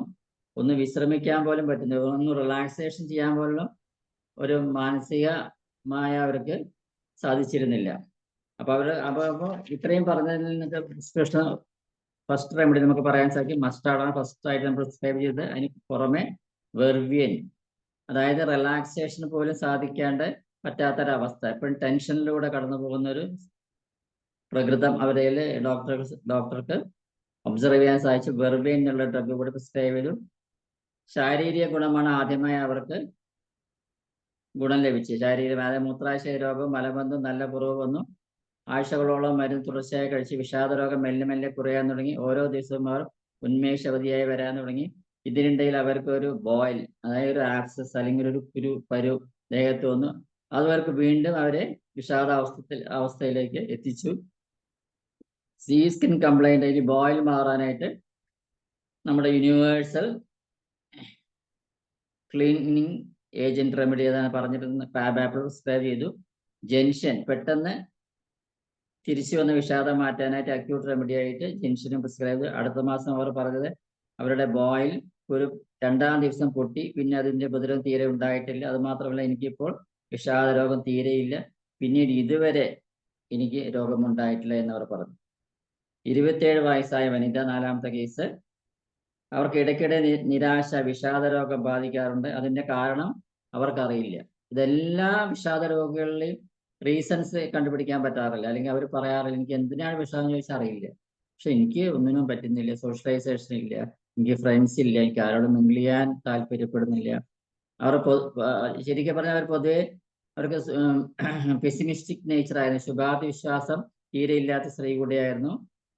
അവർക്ക് ചങ്ങാതിമാർ കുറവായിരുന്നു, മറ്റുള്ളവരുമായി ഇടപഴകാനും താല്പര്യമില്ലായിരുന്നു. ഇത്രയും സിംറ്റംസ് ആണ് ഡോക്ടറോട് പറഞ്ഞത്. മസ്റ്റാർഡാണ് പ്രിസ്ക്രിപ്ഷൻ, നമുക്കറിയാം. 2 മാസത്തിന് ശേഷം അവർ പറഞ്ഞു ശരീരത്തിൽ നിന്നും ഒരു വലിയ കറുത്ത ഇരുണ്ട കാർമേഘം ഒഴിഞ്ഞു പോയ മാതിരി എനിക്ക് അനുഭവപ്പെട്ടു. ഞാനിപ്പോൾ വളരെയധികം വ്യത്യസ്തപ്പെട്ട ഒരാളായി മാറി. ഇപ്പോൾ അവർ മറ്റുള്ളവരുമായി ഇടപഴകാൻ തുടങ്ങി. എനിക്കിപ്പോൾ ധാരാളം ഫ്രണ്ട്സ് ഉണ്ട്. അങ്ങനെയാണ് ഈ കേസ് അവസാനിച്ചത്. ഇനി 5ാമത്തെ കേസ്. 50 വയസ്സായ സ്ത്രീ, 2 നല്ല മക്കളും. ആ മക്കൾക്ക് നല്ല രീതിയിൽ അവർ ജീവിക്കുന്നു. അവർക്ക് ഇടയ്ക്കിടെ ഈ 50 വയസ്സായ സ്ത്രീ ഇടയ്ക്കിടെ വിഷാദ രോഗത്തിന് അടിമയായിരുന്നു. അതിനൊരു കാരണം പ്രത്യേകിച്ച് പറയാനുണ്ടായിരുന്നില്ല. ഒരു മുന്നറിയിപ്പും ഇല്ലാതെയാണ് ഡിപ്രഷൻ വന്നിരുന്നത്. തെളിഞ്ഞു നിൽക്കുന്ന അല്ലെങ്കിൽ അന്തരീക്ഷത്തിൽ അല്ലെങ്കിൽ സൂര്യപ്രകാശത്തിന് ഒരു കാർമേഘം വന്ന് മൂടുന്ന മാതിരിയാണ് എനിക്ക് അവർ പറഞ്ഞതാണത്. അവരുടെ മനസ്സിന് ഒരു ഇരുട്ട് ബാധിക്കുകയാണ്. അത് പെട്ടെന്ന് വരികയും പെട്ടെന്ന് തന്നെ പോവുകയും ചെയ്യാറുണ്ട്. ഡിപ്രഷൻ വരുമ്പോൾ അവർക്കത് ഒരു നീണ്ട ഒരു കാളരാത്രിയായി തോന്നാറുണ്ടായിരുന്നു. ഒന്നിലും താല്പര്യമില്ലായ്മ, ഒന്നിലും സന്തോഷം കണ്ടെത്താൻ പറ്റുന്നില്ല. അവർക്ക് ജീവിതത്തിൽ പലതും ചെയ്യാനുണ്ട്, പക്ഷെ ഒന്നും ചെയ്യാൻ പറ്റുന്നില്ല. അവർക്ക് ധാരാളം കാര്യങ്ങൾ ജീവിതത്തിൽ ചെയ്യാനുണ്ട്, പക്ഷെ ഈ ഡിപ്രഷനിൽ കൂടെ കടന്നു പോകുമ്പോൾ ഇതൊന്നും അവർക്ക് ചെയ്യാൻ പറ്റാത്തൊരു അവസ്ഥയിലൂടെ കടന്നു പോകും. അതിലത് വളരെയധികം അവർക്ക് മാനസികമായിട്ട് പ്രയാസം നേരിടുന്നു. അവർക്ക് പ്രിസ്ക്രൈബ് ചെയ്തത് മസ്റ്റാർഡ്. ആദ്യത്തെ 2 മാസത്തെ ഒരു പ്രാവശ്യം ഈ രോഗം അവരെ ബാധിച്ചു, പക്ഷേ അത് ഒരു ദിവസമേ നീണ്ടു നിന്നുള്ളൂ. അവർ ഈ മരുന്ന് പല മാസങ്ങൾ തുടർന്ന് കഴിച്ചു. എനിക്ക് പൂർണ്ണ സുഖമായി എന്ന് തോന്നുന്നു വരെ ഈ മരുന്ന് തുടർച്ചയായി കഴിച്ചു. പിന്നീട് അവർക്ക് ഈ അസുഖം വന്നിട്ടില്ല. അപ്പൊ നമ്മൾ ഇൻഡിക്കേറ്റഡ് ഡ്രഗ് ചേഞ്ച് ചെയ്യേണ്ട കാര്യമേ ഇല്ല നമുക്ക്. അത് അവർക്ക് പ്രത്യേകിച്ച് പുതിയ ലക്ഷണങ്ങളൊന്നും ഇല്ലെങ്കിൽ അതേ മരുന്നിനെ കണ്ടിന്യൂ ചെയ്താൽ മതി, നമുക്ക് തീർച്ചയായിട്ടും ഫലം കിട്ടും. മധ്യവയസ്കായ ഹോസ്പിറ്റലിൽ ജോലി ചെയ്യുന്ന ഒരു സ്ത്രീ, അവർക്ക് ജോലി രാജിവെച്ചു. അവർക്ക് കഠിനമായ വിഷാദ രോഗത്തിലൂടെ കടന്നു പോവുകയായിരുന്നു. അവർ വിചാരിച്ചു എനിക്ക് ഭയങ്കര ക്ഷീണമുണ്ട് എന്ന് തോന്നുന്നു, അതുകൊണ്ടാണ് ഞാൻ ജോലി വേണ്ട എന്ന് വെച്ചത്. പക്ഷെ അവർക്ക് ജോലി ചെയ്യാൻ ഇഷ്ടമുള്ള പ്രകൃതക്കാരിയായിരുന്നു ശരിക്കും പറഞ്ഞാല്. വിഷാദ രോഗത്തിനൊരു കാരണവും കാണുവാൻ പറ്റുന്നില്ല. ജോലി രാജിവെച്ച് വിഷാദ രോഗം കൂടുതലാക്കുകയാണ് ഉണ്ടായത്. അവർക്ക് അവരുടെ സാമ്പത്തിക സ്ഥിതി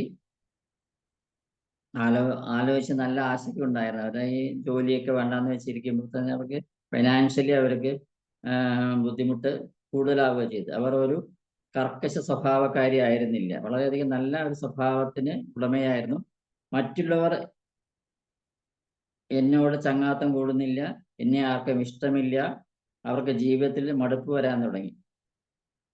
അപ്പോൾ ഈ നമുക്ക് പ്രിസ്ക്രൈബ് ചെയ്യാൻ വീണ്ടും വരുന്നത് ബ്ലാക്ക് ഡിപ്രഷൻ, അല്ലെങ്കിൽ ഒരു കറുത്ത ഒരു ബ്ലാങ്കറ്റ് നമ്മുടെ മനസ്സിനെ മൂടിയിരിക്കുന്ന പ്രകൃതത്തിന് മസ്റ്റാർഡ പ്രിസ്ക്രൈബ് ചെയ്തത്. പിന്നെ അവരെ നിരാശയ്ക്ക് ഗോഴ്സ് എന്നുള്ള ഡ്രഗ് പ്രിസ്ക്രൈബ് ചെയ്തു. 1 മാസത്തിന് ശേഷം അവർ പറഞ്ഞു എനിക്ക് നല്ല മാറ്റമുണ്ട്, ഞാൻ സന്തോഷവതിയാണ്, എൻ്റെ പ്രശ്നങ്ങൾക്ക് പരിഹാരം കണ്ടെത്താൻ എനിക്ക് സ്വയം സാധിക്കുന്നുണ്ട്. അപ്പോൾ നമ്മുടെ മനസ്സ് നേരായ രീതി, അതായത് ഡീറെയിൽ ചെയ്ത ഒരു ട്രെയിന് ട്രാക്കിലിട്ട മാതിരി അവരുടെ പ്രശ്നങ്ങളൊക്കെ അവർക്ക് തന്നെ പരിഹാരം കാണാൻ സാധിച്ചു. അവർക്ക് ഡിപ്രഷൻ നല്ലോണം കുറഞ്ഞു. പ്രശ്നങ്ങൾ എന്നെ അലട്ടുന്നതിന് പകരം അതിനെ സോൾവ് ചെയ്യാൻ ഞാൻ ശ്രമിക്കാറുണ്ട്. 2 മാസത്തിന് ശേഷം അവർ പറഞ്ഞു എനിക്കിപ്പോൾ ഡിപ്രഷൻ തീരെയില്ല, ഞാൻ സന്തോഷവതിയാണ്. ഇനി 7ാമത്തെ കേസ്, മധ്യവയസ്കരായ ഉയർന്ന ജോലി ചെയ്യുന്ന ഒരു വ്യക്തി. അദ്ദേഹം പറഞ്ഞു ഞാൻ ശാരീരികമായും മാനസികമായും ക്ഷീണിതനാണ്, എനിക്ക് ജോലി ചെയ്യാൻ താല്പര്യമില്ല. ഡോക്ടർമാർക്ക് പ്രത്യേകിച്ച് അസുഖങ്ങളൊന്നും കണ്ടുപിടിക്കാൻ സാധിച്ചിരുന്നില്ല. വിളർച്ച, അനീമിയ നല്ലവണ്ണം ഉണ്ട്. എന്താണ് അവർക്ക് പെർനീഷ്യസ് അനീമിയ ആണ് നിങ്ങൾക്ക് രോഗമെന്ന് ഡോക്ടർമാർ പറഞ്ഞു. എന്നാൽ അതിൻ്റെതായ ലക്ഷണങ്ങളൊന്നും പ്രത്യേകിച്ച് അനുഭവപ്പെട്ടതുമില്ല. ജീവിതത്തിലുടനീളം വിഷാദ രോഗം ഇടയ്ക്കിടെ അയാൾക്ക് അനുഭവിക്കേണ്ടി വന്നിരുന്നു. പ്രത്യേകിച്ച് അതിൻ്റെ ഒരു കാരണവുമില്ല. അവർക്ക് പ്രിസ്ക്രൈബ് ചെയ്തത് മസ്റ്റാർഡ്, സെക്കൻഡ് ഡ്രഗ് ഒലീവ്, ശാരീരികവും മാനസികമായ ക്ഷീണത്തിന്. ഒലീവിന് അങ്ങനെ പ്രത്യേകതയുണ്ട്, both weakness mentally and physically എന്ന് പറയുന്ന രോഗികൾ കൊടുക്കുന്ന ഡ്രഗാണ് ഒലീവ്. അപ്പോൾ ഈ ലക്ഷണങ്ങൾ പറഞ്ഞതുകൊണ്ടാണ് മസ്റ്റാർഡിന് പറഞ്ഞ ഒലീവും കൂടെ പ്രിസ്ക്രൈബ്. 2 മാസത്തിന് ശേഷം അയാൾ വിവരം അറിയിച്ച് ഞാൻ വളരെയധികം മാറ്റങ്ങൾക്ക് വിധേയനമായി, ഇതെൻ്റെ ജീവിതത്തിൽ അനുഭവിക്കാത്ത ഉത്സാഹം സന്തോഷവും എനിക്ക് തിരികെ ലഭിച്ചു, താങ്ക്സ് ടു ബാഷ്വർ റെമഡീസ്. 3 മാസത്തിന് ശേഷം അയാൾ ഫിസിക്കലി മെന്റലി ഫിറ്റ് ആണെന്ന് ഡോക്ടറിനെ അവർ വിവരം അറിയിച്ചു. 2 വർഷത്തിന് ശേഷം പറഞ്ഞു ഞാൻ ഡിപ്രഷനിൽ നിന്ന് പൂർണ്ണമായി വിമുക്തനായി എന്ന്. അപ്പൊ ഇത്രയും കേസ് ഹിസ്റ്ററീസ് ആണ് മസ്റ്റാർഡിനെ കുറിച്ച് പറയുന്നത്. ഇനി നിങ്ങൾക്ക് ക്വസ്റ്റ്യൻ സെഷനിലേക്ക് പോവാം. നിങ്ങൾക്ക് സംശയമുള്ളത് ചോദിക്കാം, എനിക്ക് അറിയാവുന്ന വിധത്തിൽ ഞാൻ ആൻസർ ചെയ്യാം. അപ്പൊ ഇന്നൊരു ഡ്രഗ് മാത്രമേ ഉള്ളൂ. അടുത്ത പ്രാവശ്യം നമുക്ക് ജെൻഷനോ ഗോൾസോ മരുന്നുകളിലേക്ക് നമുക്ക് പോവാം.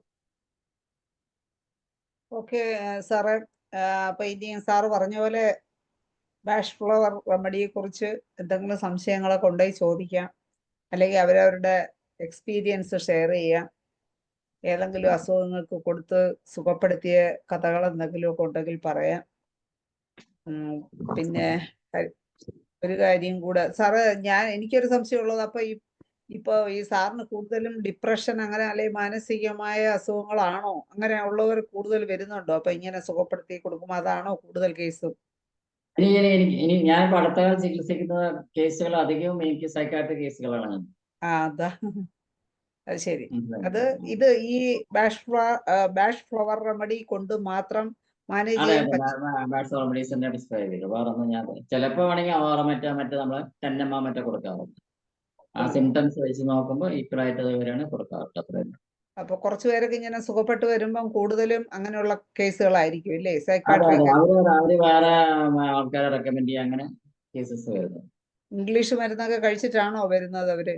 ഇംഗ്ലീഷ് മരുന്ന് കഴിച്ചു വരുന്ന പറയുമ്പോൾ നമ്മളിപ്പോ ഡീറ്റെയിൽ ആയി ക്രാബ് ആപ്പിൾ പഠിച്ച ശേഷം ഞാനും ക്ലാസ് എടുത്ത ശേഷം കൂടുതലായിട്ട് ക്രാബ് ആപ്പിൾ ഉപയോഗിക്കുന്നുണ്ട്.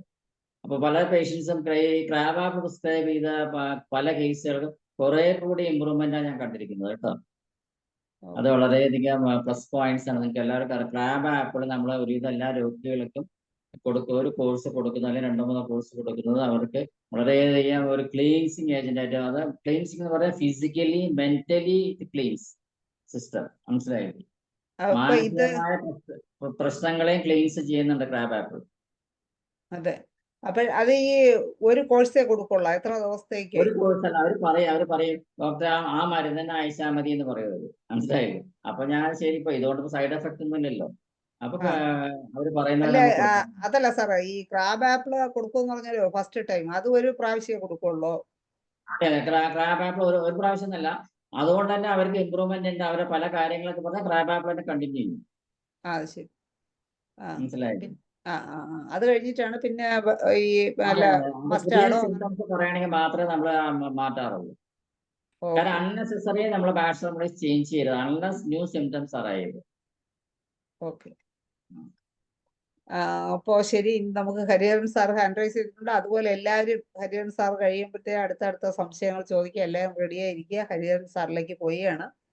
സാറെ അൺമ്യൂട്ട് ചെയ്ത് സംസാരിച്ചു.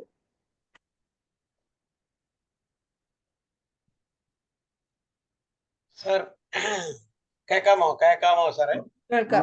കേൾക്കാമോ? സാറിന് മുമ്പ് ഒരു ഇംഗ്ലീഷ് സെഷനിൽ ഒരു ഡോക്ടർ ഈ ബാക്ക് ഫ്ലവർ റെമഡീസിനെ പറ്റി ക്ലാസ് എടുത്തു. അത് സാർ കേട്ടു. ഞാൻ സാറിനെ കുറിച്ച് പറഞ്ഞു അദ്ദേഹത്തിന്റെ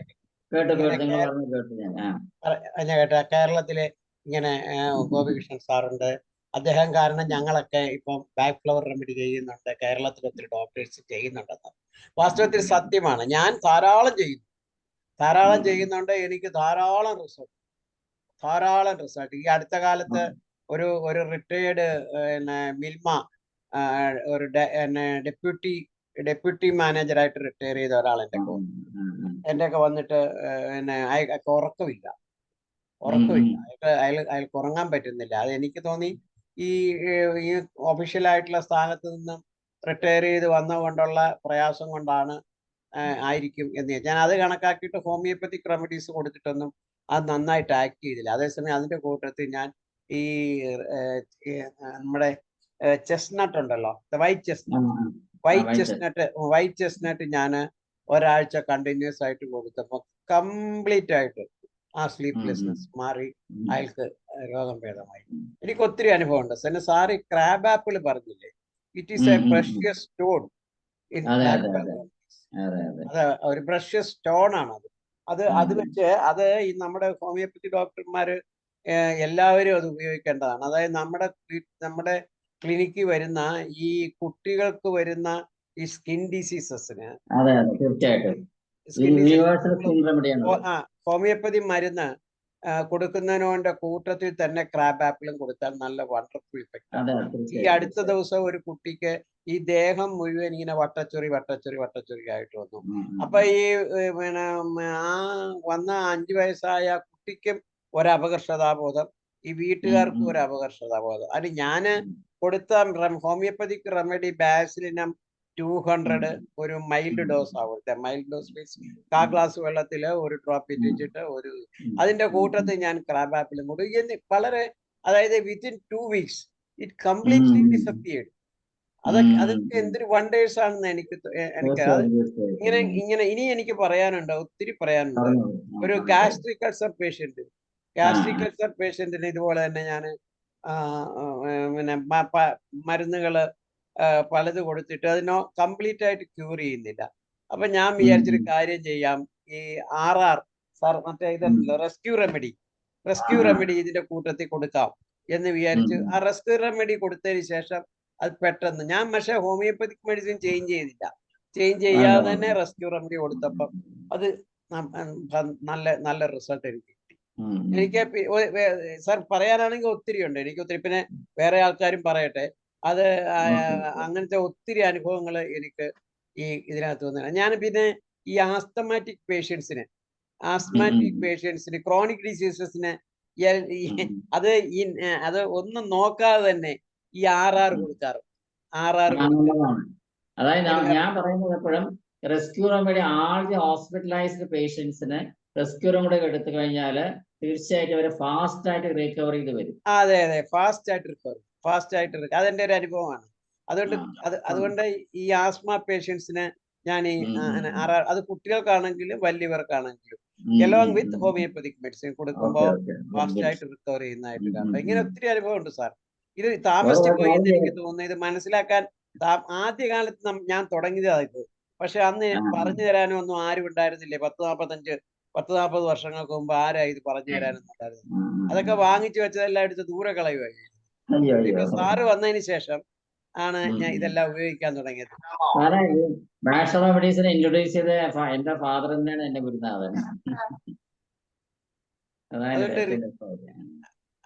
അതുകൊണ്ട് we are all really grateful to you. Okay okay okay.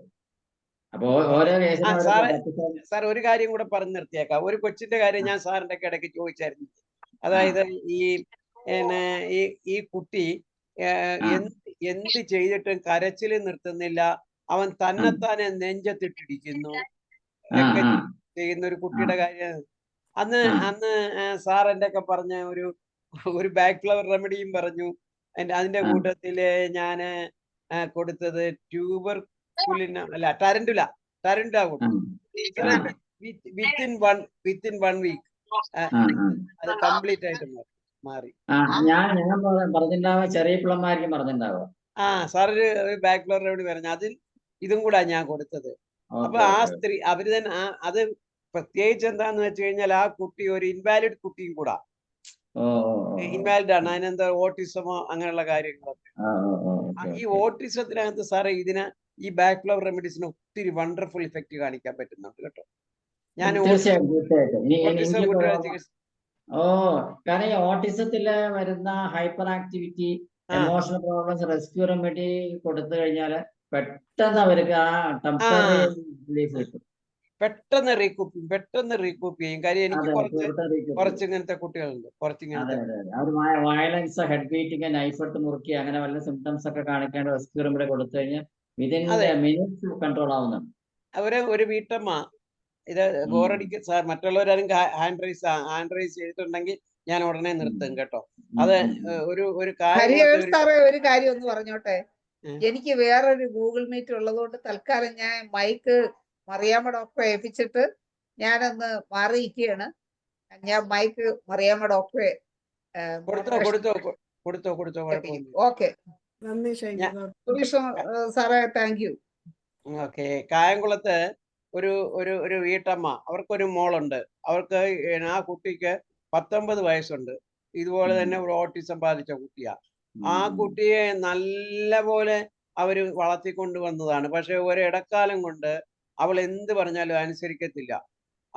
അമ്മയെ ചീത്ത വിളിക്കും, എല്ലാ സാധനങ്ങളും എറിഞ്ഞൊടിക്കും. ഇങ്ങനെ ആയി ഭയങ്കര അമ്മ വളരെ സങ്കടത്തോടെ എൻ്റെ ഒക്കെ വന്ന് പറഞ്ഞു. എല്ലാം കേട്ടോണ്ടിരുന്നാണ്. പക്ഷെ അത് ഞാൻ ബ്ലൈൻഡ് ആയിട്ട് RR കൊടുത്തത്. RR കൊടുത്തു. പക്ഷെ വിത്തിൻ നോ ടൈം അത് റീകൂപ്പ് ചെയ്ത് പഴയ പോലെ ആയി. അപ്പൊ അതുകൊണ്ട് എനിക്ക് പറയാനുള്ളത്, നമ്മുടെ ഈ ഇരിക്കുന്ന ഡോക്ടർമാരുടെ ഒക്കെ പറയാനുള്ളത്, എല്ലാവരും ഇത് ഉപയോഗിക്കണം എന്നാണ് എനിക്ക് പറയാനുള്ളത്. എന്റെ അനുഭവം വെച്ചുകൊണ്ട് ഞാൻ പറയുന്നത്. Okay doctors. RR നമുക്ക് ലെഫ്റ്റ് ആൻഡ് റൈറ്റ് എങ്ങനെ വേണേ യൂസ് ചെയ്യാം. ഞാനൊരു കിലയിലൊക്കെ ക്ലാസ് എടുക്കുന്ന സമയത്ത് ചില അവിടുത്തെ ക്ലാസ് അറ്റൻഡ് ചെയ്യുന്ന അവിടുത്തെ ആൾക്കാർ തലവേദന എന്നൊക്കെ പറഞ്ഞ് ക്ലാസ് ഇങ്ങനെ ഇറങ്ങിപ്പോവാ. അപ്പൊ ഞാൻ എന്റെ കയ്യിൽ റെസ്ക്യൂ റെമഡി വെച്ചിട്ട് കയ്യിലുണ്ടാവുമായിരുന്നു അന്നത്തൊക്കെ. അപ്പൊ റെസ്ക്യൂ റെമഡി കൊടുത്തിട്ട് ഒരു 10 മിനിറ്റ് കൂടുമ്പോൾ 3-4 പ്രാവശ്യം കഴിച്ച് നിർത്താൻ പറയും. അത് കഴിഞ്ഞ് 1 മണിക്കൂർ ചോദിക്കുമ്പോൾ തലവേദന മാറി പറയാം. സാറേ, മൈഗ്രെയിൻ ഉണ്ടല്ലോ, ഈ മൈഗ്രെയിൻ്റെ നമ്മൾ മെഡിസിൻ കൊടുക്കുമ്പം ഈ നാട്രമൂറിന്റെ കൂട്ടത്തിലാണെങ്കിലോ ഏത് മെഡിസിന്റെ കൂട്ടത്തിലാണെങ്കിലും നമ്മൾ അതിന്റെ ഒരു കോൺഫ്ലിക്റ്റ് മനസ്സിലാക്കിയിട്ട് ഇതും കൂടെ കൊടുക്കുകയാണെങ്കിലുണ്ടല്ലോ, so it will wonderful result. അങ്ങനെ നല്ല പ്രയോജനകരമാണ് ഇത്. ഡോക്ടർ സലീം കുമാർ കൈപൊക്കിയിട്ടുണ്ട്. സലീം കുമാറിന്റെ അനുഭവങ്ങൾ പറയട്ടെ. ഡോക്ടർ മറിയാമ്മ, സലീം കുമാർ കൈപൊക്കിയിട്ടുണ്ട്. അദ്ദേഹത്തിനെ അൺമ്യൂട്ട് ചെയ്ത് കൊടുക്കുക. അൺമ്യൂട്ട് ചെയ്തിട്ടുണ്ട്. ഡോക്ടറെ, ഇതില് ഒരു ദിവസം ഹരിഹരൻ സാറ് സൂചിപ്പിച്ച അദ്ദേഹത്തിന്റെ പേര് ഓർക്കാൻ ബുദ്ധിമുട്ടുള്ള പേരാണ്. ഇംഗ്ലീഷ് ക്ലാസ്സിലുണ്ടായിരുന്നു. അദ്ദേഹം പറഞ്ഞ ഒരു സ്ലീപ്ലെസ്നെസ് അദ്ദേഹം ഒരു ടിപ്പ് പറഞ്ഞിരുന്നു. അതായത് റെസ്ക്യൂ റെമഡിയിൽ വൈറ്റ് ചെസ്റ്റ്നട്ട് ചേർത്ത് കൊടുക്കാൻ. അത് കൊള്ളാം സാറേ, എന്റെ അനുഭവത്തില്. റെസ്ക്യൂ റെമഡിയുടെ കൂട്ടത്തിൽ വൈറ്റ് ചെസ്റ്റ്നട്ടും കൂടെ ചേർത്ത് കൊടുക്കാൻ. അല്ലേ? വൈറ്റ് ചെസ്റ്റ്നട്ട് ഒരേ തോട്ട്സ് ഇങ്ങനെ വന്നോണ്ടിരിക്കുമല്ലോ, അതുകൊണ്ടാണ് വരും വൈറ്റ് വരും ചെസ്റ്റ്നട്ട്. അതെ അതെ അതെ വൈറ്റ് ചെസ്റ്റ്നട്ട് തന്നെ ശരിക്കും ഗ്രാം ഫോൺ പറഞ്ഞാല് റെക്കോർഡ് അല്ലേ, അതല്ലേ അതെ വൈറ്റ് അതെ ചെസ്റ്റ്നട്ട് പറഞ്ഞത്? ആ അതെ പിന്നെ ഡോക്ടറെ പിന്നെ ഈ സാറേ, ഞാൻ വേറെ സിമ്പിൾ ഒരു ക്വസ്റ്റ്യൻ ചോദിക്കും. ഇപ്പം നമ്മളിപ്പോൾ ഒരു പേഷ്യന്റ് ഒന്ന് പ്രത്യേകിച്ചൊരു കാര്യം, നമ്മുടെ ബന്ധുവോ അല്ലെങ്കിൽ എന്താണെന്നറിയാം സാറേ, ഇന്നലെ മുതൽ അല്ലെങ്കിൽ ഇപ്പോൾ രാവിലെ കൊണ്ട് എനിക്ക് വല്ലാത്തൊരു മൂഡ് ഓഫ് എന്ന് പറഞ്ഞാൽ നമ്മൾ എന്താ ആദ്യം സംശയിക്കേണ്ടത്? പെട്ടെന്ന് മസ്റ്റാർഡ് പറയാ. മസ്റ്റാർഡ് അതല്ല, കൊടുക്കണം. അല്ലല്ല സാറേ, അതല്ല. ഞാനിത് സിമ്പിളായിട്ട് അയാളുടെ ബോഡി ടെമ്പറേച്ചർ ഒന്ന് പരിശോധിച്ച് നോക്കുക. പലപ്പോഴും ബോഡി ടെമ്പറേച്ചർ അയാൾക്ക് കൂടിയിട്ടുണ്ടാവും, അയാൾ അറിയില്ല. ചിലപ്പോൾ അയാൾക്കൊരു നേരിയ മൈൽഡ് ഫീവർ ഉണ്ടാവും, അതുകൊണ്ടായിരിക്കും അത് തിരിച്ചറിയാൻ പറ്റാത്തത്. ശരിയാ. അയാൾക്ക് പനിക്കുള്ള മരുന്ന് കൊടുത്താൽ മതി. അത് പലപ്പോഴും അത് നമ്മൾ മിസ് ചെയ്യുന്നൊരു കാര്യമാണ്. അത് ശരിയായിരിക്കും, അത് ശരിയായിരിക്കും. അങ്ങനെയുണ്ട്. വളരെ ലൈവായിട്ട് കണക്കാർ സയൻസ് പറയാൻ മൂഡ് ഓഫ്, എനിക്ക് പോകണമെന്ന് നിൽക്കുന്ന പറയും. ടെമ്പറേച്ചർ ഇപ്പൊ 1-2 അല്ലെങ്കിൽ 1.5 ഡിഗ്രി ഒക്കെ കൂടിയപ്പോഴാവും. അത് പലപ്പോഴും അത് നമ്മൾ അറിഞ്ഞിരിക്കേണ്ട കാര്യമാണ്. പലപ്പോഴും ഉടനെ നമ്മള് കടന്നു ചിന്തിച്ച് അങ്ങനെയൊന്നും പോകണ്ട. അതായത് നമ്മുടെ ഹോമിയോപ്പതി കോളേജിലൊക്കെ ഞാൻ പഠിക്കുന്ന സമയത്ത് ആദ്യം പറഞ്ഞ homoeopathy is not for the dullards, it is only for the intellectuals എന്നാ പറയുന്നത് പഠിപ്പിക്കുന്നത്. മനസ്സിലായില്ലേ? ചെസ് കളിക്കുന്ന വിധത്തിലുള്ള ബുദ്ധിശക്തി ഉള്ളവന് ഹോമിയോപ്പതി പ്രാക്ടീസ് ചെയ്യാൻ സാധിക്കും. അതെ, അത്രേ പറ്റത്തില്ല. ശരിയാണ്, കറക്റ്റാണ്. അത് ഒരു കറക്റ്റാണ്. ക്വസ്റ്റ്യൻ വന്നിട്ടുണ്ട്. ആ ഇതിന്റെ റെപ്പറ്റേഷനും ഡോസേജും ഒക്കെ ഒന്ന് വിവരിക്കാമോ? റിപ്പീറ്റേഷൻ പറഞ്ഞാല് നമ്മൾ കൊടുത്ത രോഗി പറയണം ഇപ്പൊ എങ്ങനെയുണ്ടെന്ന് പറയണം. മനസ്സിലായില്ല? അവർക്ക് നല്ല റിസൾട്ട് ഉണ്ട്, അതെ അവർ പറയാനും മരുന്ന് നിർത്തേണ്ട തന്നെ തന്നാൽ മതി എന്ന് പറയുന്ന സമയത്ത് നമ്മൾക്ക് അതിന് പ്ലാസിബോ കൂടെ കൊടുത്തിട്ട് ഇതിന്റെ റെമഡീസിന്റെ തോത് കുറച്ചാൽ മതി. ക്രമേണ വൈൻഡപ്പ് ചെയ്താൽ മതി. അപ്പൊ മരുന്ന് കഴിക്കുന്ന പ്രതീതി അവരുടെ മനസ്സിൽ നിന്ന് പോകരുത്. അങ്ങനെയാണ് അതിന്റെ നമ്മുടെ മറ്റേ റിസൾട്ടിൽ കൊണ്ടുവരിക. ചിലർ പറയും ഇപ്പൊ എനിക്ക് പ്രശ്നങ്ങളൊന്നുമില്ല, അവരെന്നെ പറയും. അല്ലെങ്കിൽ ആ രോഗി വരാതിരിക്കും. കാരണം അവർക്ക് അല്ലെങ്കിൽ മരുന്ന് അവർ പറയും കഴിഞ്ഞിട്ടില്ല എന്ന് പറയും. അപ്പൊ കഴിഞ്ഞിട്ടില്ല എന്ന് പറഞ്ഞാൽ അവർക്ക് രോഗാവസ്ഥയുടെ പ്രശ്നങ്ങൾ കുറവാന്നുള്ള അർത്ഥത്തിലാണ് വരുന്നത്. അപ്പൊ നമുക്ക് അതിനനുസരിച്ച് നമ്മൾ രോഗിയെ വിടാനും പറ്റില്ല, നമുക്കും പ്രാക്ടീസ് വേണ്ടേ. അപ്പൊ അത് കാരണം മറ്റേ പ്ലാസിബോ കൊടുത്ത് അഡ്ജസ്റ്റ് ചെയ്ത് ഫ്ലവർ റെമഡീസ് കുറച്ച് കൊണ്ട് ഫ്ലവർ റെമഡീസ് കൂടുതൽ കഴിച്ചു എന്ന് പറഞ്ഞിട്ട് ഒരു സൈഡ് എഫക്ട്സും വരുന്നില്ല. സിംപ്ലി എ ഫ്ലവർ, ഒരു കെമിക്കൽസും വരാത്തതുകൊണ്ട് നമുക്ക് പ്രശ്നങ്ങളില്ല ശരിക്കും പറഞ്ഞു. സാറേ, വേറെ ഇമ്പോർട്ടൻ്റ് കാര്യം പറഞ്ഞോട്ടെ.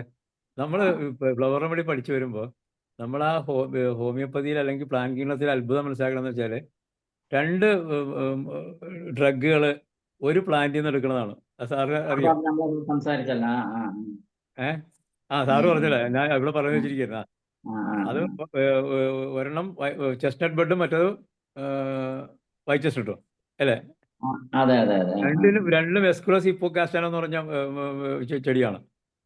അപ്പോൾ അതിൽ ഒരെണ്ണം ചെടിയുടെ മൊട്ടിൽ നിന്നും മറ്റേത് പൂവിൽ നിന്നും ഉണ്ടാക്കുന്നു. പക്ഷെ 2 ഡ്രഗുകൾ തമ്മിൽ യാതൊരു ബന്ധവുമില്ല. ഇനി അടുത്ത അത്ഭുതം വെച്ചാൽ ഇത് ഹോമിയോ മെഡിസിൻ ആയിട്ട് ഇറങ്ങിയിരിക്കുന്ന എസ്കുലസ് ഹിപ്പോകാസ്റ്റിനത്തിന് ഇതിന്റെ യാതൊരുവിധ മെന്റൽ സിംറ്റവും നമ്മൾ പഠിക്കണമില്ല. ഇതിന്റെ വണ്ടർ നമ്മൾ മനസ്സിലാക്കണം. അങ്ങനെ എസ്കുലസ് ഹിപ്പോകാസ്റ്റിനത്തിന് ഇതിന്റെ ഒരു ബന്ധവുമില്ല. അതേസമയം അതിൽ നിന്ന് എടുക്കുന്ന മൊട്ടിനൊരു ആക്ഷൻ, ഫ്ലവറിന് വേറൊരു ആക്ഷൻ. അത് ഡോക്ടറെ വേറൊരു വണ്ടർഫുൾ റിസൾട്ട് ഞാൻ പറയട്ടെ ഡോക്ടർ. നമ്മൾ ഇതില്ലേ ഈ വെറ്റില ഈ വെറ്റിലയുടെ ഈ ഞരമ്പ് എന്താ എടുത്ത് കളയുന്നതിന്റെ കാര്യം അറിയാമോ? അത് പോയിസണസ് ആണ്. അതേസമയം വെറ്റിലയുടെ ഈ നെറ്റ് ഉണ്ടല്ലോ, ആ ഞെട്ട് ആൾക്കാരെടുത്ത് ഈ ചെവിക്കകത്ത് വെക്കുന്ന കണ്ടിട്ടുണ്ടോ പണ്ടുള്ള ആൾക്കാർ? അത് ഒരു മെഡിസിനാണ്. അതുപോലെ തന്നെ അതിന്റെ തുമ്പുണ്ടല്ലോ, തുമ്പ് സെക്ഷൽ ഫീലിങ്ങിനെ ഇൻക്രീസ് ചെയ്യും. അപ്പൊ ഒന്ന് ആലോചിച്ച് നോക്കുക. അതേസമയം അതിന്റെ പെറ്റൽ ഉണ്ടല്ലോ, അതായത് ആ ഭാഗം ഹൈ ടോണിക് ആണ്. അപ്പൊ ഒരു വെറ്റിലക്കകത്ത് 4 ഇൻഗ്രീഡിയന്റ് ആണ് ഉള്ളത് ഒരു വെറ്റിലക്കകത്ത്. അതുകൊണ്ടാണ് ഈ ഞരമ്പ് കളയാതെ വെറ്റില മുറുക്കിയാല് തലകറക്കം വരും. That is poison. ഇത് ഞാനിത് എവിടുന്ന് എനിക്ക് കിട്ടിയെന്ന് വെച്ച് കഴിഞ്ഞാല് ഈ ശങ്കരാചാര്യരുടെ ഒരു സ്പീച്ച് ഉണ്ടായിരുന്നു. ഈ ശങ്കരാചാര്യരുടെ ഒരു സ്പീച്ച് ഞാൻ കേട്ടു. ഇത് കേട്ടപ്പോ ഞാൻ തന്നെ അതിശയം വിചാരിച്ചു. കാര്യം ഇതിനകത്ത് അത് റിസർച്ച് ചെയ്ത് അതിന്റെ റിസൾട്ടോട് കൂടിയുള്ളതാണ് ഞാൻ ഈ പറഞ്ഞത്. ഓക്കെ അപ്പൊ ഓക്കെ അതുകൊണ്ട് ഒരു ഇതില് ഇപ്പൊ വിവിധതരം ഇത് കാണും. അപ്പൊ ഇതെല്ലാം കൂടെ ചേർന്നാണ് അത് നിൽക്കുന്നത്. അതിനകത്ത് കളയേണ്ടത് കളയുകയും നമ്മൾ സ്വീകരിക്കേണ്ടത് സ്വീകരിക്കുകയും ചെയ്യണം. Okay okay good information. Very good very good. ഒരു ചോദ്യമുണ്ട്. ഇത് way of administration. Way of administration ഞാൻ പിൽസിലാണ് കൊടുക്കാറ്. 1 gram പിൽസിലൊക്കെ ഒരു 10 തുള്ളിയൊക്കെ വെച്ച് 4 നേരം 3 നേരം 3 പിൽസ് 4 പിൽസായിട്ട് കൊടുക്കാം നമുക്ക്. അത് തന്നെ അതിന്റെ അക്യൂട്ട്നെസ് അനുസരിച്ചിട്ട് റിപ്പീറ്റ് ചെയ്യാം നമുക്ക്. അക്യൂട്ട് ആണെങ്കിൽ എവറി 15 minutes 10 minutes ഒക്കെ ഒരു എമോഷണൽ പ്രോബ്ലംസ് ആണ് വരുന്നെങ്കിൽ 15 minutes 10 minutes ഇട്ടാലും 4 പ്രാവശ്യം 5 പ്രാവശ്യം കഴിച്ചു കഴിഞ്ഞാൽ ആ അക്യൂട്ട് ഇത് മാറാറ്. നമ്മൾ ക്രോണിക് കേസ് ആണെങ്കിൽ നമ്മൾ ഡെയിലി 2 3 കഴിക്കാം. ഇതൊക്കെ റിസൾട്ടൊക്കെ വിത്തിൻ ഡേയ്സ് അല്ലെങ്കിൽ വിത്തിൻ അവേഴ്സ് തന്നെ നമുക്ക് അനുഭവപ്പെടാൻ സാധിക്കും. ശരിക്കും പറഞ്ഞാൽ കറക്റ്റ് ഡ്രഗ് ആയിരിക്കണം. എമോഷൻസ് നമ്മൾ ഇമ്പോർട്ടൻസ് കൊടുത്തു കഴിഞ്ഞാൽ അവർ ഇറിറ്റേറ്റഡ് ആണോ, ഫിയർഫുൾ ആണോ, ഗ്ലൂമി ആണോ, ഡിപ്രഷനിലാണോ, അവരുടേതായ തോട്ട്സ് പ്രോസസ്സിന് വല്ല പ്രോബ്ലംസ് ഉണ്ടോ, എല്ലാം നമ്മൾ മനസ്സിലാക്കി കഴിഞ്ഞാൽ എളുപ്പമാണ് പ്രിസ്ക്രൈബ് ചെയ്യുക. അപ്പൊ കുറച്ചൊന്ന് ആകെ നിയർലി 39 റെമഡീസ് ഒന്ന് ഡീപ് സ്റ്റഡീസ് ചെയ്ത് അതിന്റെ റെപ്പർട്ടറി തന്നെ ഉണ്ട്. ആ റെപ്പർട്ടറി ഒറിജിനൽ റെപ്പർട്ടറി തന്നെ വാങ്ങിക്കുക. ജെ വീലറുടെ മറ്റേ റെപ്പർട്ടറി ഉള്ള ആ റെപ്പർട്ടറി വെച്ച് നമുക്ക് അനലൈസ് ചെയ്ത് കഴിഞ്ഞാൽ വളരെ എളുപ്പത്തിൽ നമുക്ക് പ്രിസ്ക്രൈബ് ചെയ്യാം. എനിക്ക് അദ്ദേഹത്തിന്റെ പേരെന്താ സാറേ? ജെ വീലർ എന്ന് പറഞ്ഞിട്ട്. ജെ വീലർ അല്ലേ? അതെ അതെ അതെ, ഒറിജിനൽ റെപ്പർട്ടറി തന്നെ ഉണ്ട്. അത് ആമസോണിൽ കിട്ടും. കിട്ടും കിട്ടും കിട്ടും കിട്ടും. ജെയിൻ പബ്ലിഷേഴ്സിനൊക്കെ ഞാൻ വാങ്ങിച്ചത് അത്. ഒരു സംശയം ചോദിക്കട്ടെ സാറേ, ഈ മെനോപോസിന് മുമ്പ് നമുക്ക് സ്ത്രീകൾക്ക് കൊടുക്കാൻ പറ്റുന്ന മരുന്ന് ഏതായിരിക്കും? ബീച്ച് കൊടുക്കാം. വായിച്ചു നോക്കൂ.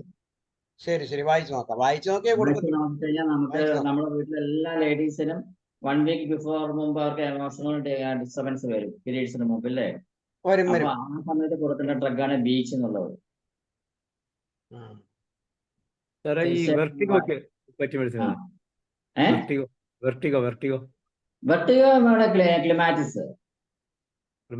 ക്ലിമാറ്റിസ് ഞാൻ വൈറ്റ് സാറ് പറയുമെന്നാ വിചാരിച്ചേ. അല്ല ക്ലിമാറ്റിസിന്റെ ഡീറ്റെയിൽ സ്റ്റഡി വായിച്ചു നോക്കൂ. പ്ലസ് റെസ്ക്യൂ റെമഡിയെ കുറിച്ചും വായിച്ചു നോക്കും. അപ്പൊ അറിയാം ക്ലിമാറ്റിസ് എന്തിനാണ് പ്രിസ്ക്രൈബ്. ആലസ്യം, തലചുറ്റിൽ വന്ന മോശപ്പെട്ട് വീഴുക, അങ്ങനെയാണ് അതിന്റെ ക്ലിമാറ്റിസ് എന്ന് പറയാൻ കാരണം കണ്ടുപിടിച്ചത്. വൈറ്റ് ചെസ്റ്റ്നട്ട് അല്ല, വൈറ്റ് ചെസ്റ്റ്നട്ട് മെയിൻ ഡ്രഗ് എന്ന് പറഞ്ഞാൽ ഒരേ കാര്യം തന്നെ ഇങ്ങനെ ഗ്രാംഫോൺ പ്ലേറ്റുമായി നമ്മൾ തൊട്ട് കഴിഞ്ഞ് അങ്ങനെ അത് പാട്ട് കഴിയുന്നവൻ തിരിഞ്ഞുകൊണ്ടിരിക്കും. അത്ര മാനസികാവസ്ഥ. എനിക്ക് ആ ഒരു വിചാരം എന്റെ മനസ്സിൽ നിന്ന് പോണേയില്ല, അല്ലെങ്കിൽ അയാളുടെ ശത്രുത എന്റെ മനസ്സിൽ നിന്ന് പോണേയില്ല. ഇത് നേരം കടക്കാൻ നേരത്ത് അയാളെ ദ്രോഹിക്കണം, അയാളെ അത് ചെയ്ത് ഇങ്ങനെയുള്ള തോട്ട്സ് വന്ന് നമ്മളെ ഭ്രാന്ത് സ്റ്റേജിലേക്ക് കൊണ്ടുവന്ന അവസ്ഥയാണ് വൈറ്റ് ചെസ്റ്റ് വരുന്നത്. ആലോചിച്ച് നോക്കുക. അങ്ങനെ ഉറക്കം നഷ്ടപ്പെടുന്ന എന്താണ്? നമ്മളൊക്കെ കടക്കാൻ നേരത്ത് നമ്മൾ ഒരു തോട്ട്സിലാണ് കടന്നതിന് ഈശ്വരനാമം ജപിച്ച് കടന്നു കഴിഞ്ഞാൽ ഉറക്കം വരും. പക്ഷെ നമുക്ക് ആ സമയത്ത് വരുന്ന എല്ലാ ദുശ്ചിന്തകളും അല്ലെങ്കിൽ ശത്രുതയും മറ്റുള്ളവരുടെ പ്രശ്നങ്ങളെല്ലാം ആണ് കടക്കാൻ നേരത്തെ ഓർമ്മ വരിക. എല്ലാം സൈലന്റ് ആകുമ്പോൾ ഇതെല്ലാം തലപോകും. അപ്പൊ പത്തിക്ക് അടിക്കാൻ പറ്റിയ മരുന്നാണ് വൈറ്റ് ചെസ്റ്റ്നട്ട്. വൈറ്റ് ചെസ്റ്റ്നട്ട് ഏതായാലും ഇൻഡിവിജ്വലായിട്ട് കൊടുത്തു നോക്കുക. ഉറക്കം ഇല്ലാത്തവർക്ക് തീർച്ചയായിട്ടും ഫലം കിട്ടും. ഭയങ്കര ഫലമാണ് തരുന്നത്. ഭയങ്കര ഫലം തരും. അതെ അതെ അതെ. വൈറ്റ് ചെസ്റ്റ്നട്ട് ഒക്കെ ഡ്രോപ്പ് ആയിട്ട് നാക്കിൽ ഒറ്റിച്ചു കൊടുക്കുക, ഉറങ്ങിക്കോട്ടെ എന്നിട്ട്. എത്ര ഡ്രോപ്പ് വരെ കൊടുക്കാം സാർ? 2 3 ഡ്രോപ്പ് വെച്ചാൽ മതി. ഒരു ചോദ്യം കൂടെ ഉണ്ട്. ഏത് കമ്പനിയാണ് ഏറ്റവും നല്ല മെഡിസിൻ? ഞാൻ അങ്ങനെയൊന്നും നോക്കാറില്ല. ഞാൻ മറ്റേ ഓർഡർ ചെയ്യും, ടാറ്റ 1mg ഓർഡർ ചെയ്യും. അപ്ലൈ ചെയ്യുന്ന സമയത്ത് ഏത് കമ്പനിയാണ് അവൈലബിൾസ് അത് എടുക്കുക. എല്ലാത്തിനും ആക്ഷൻ ഉണ്ട്. അധികം വേണമെങ്കിൽ ക്വാളിറ്റിക്ക് വേണമെങ്കിൽ പറയാം സെന്റ് ജോർജിന്റെ ഒക്കെ കിട്ടിയാൽ ഏറ്റവും നല്ലതെന്ന് വേണമെങ്കിൽ പറയാം. സാജു ജോസഫ് ഡോക്ടർ ഒരു ചോദ്യം ഉണ്ടല്ലോ, ഡയബറ്റിസ്. ഡോക്ടർ നേരിട്ട് ചോദിക്കാം, അൺമ്യൂട്ട് ചെയ്യാം. Saju Joseph doctor.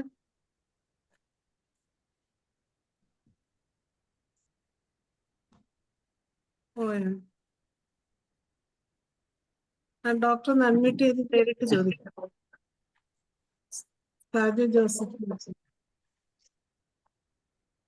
ഒരു ഡോക്ടർ അനുജ.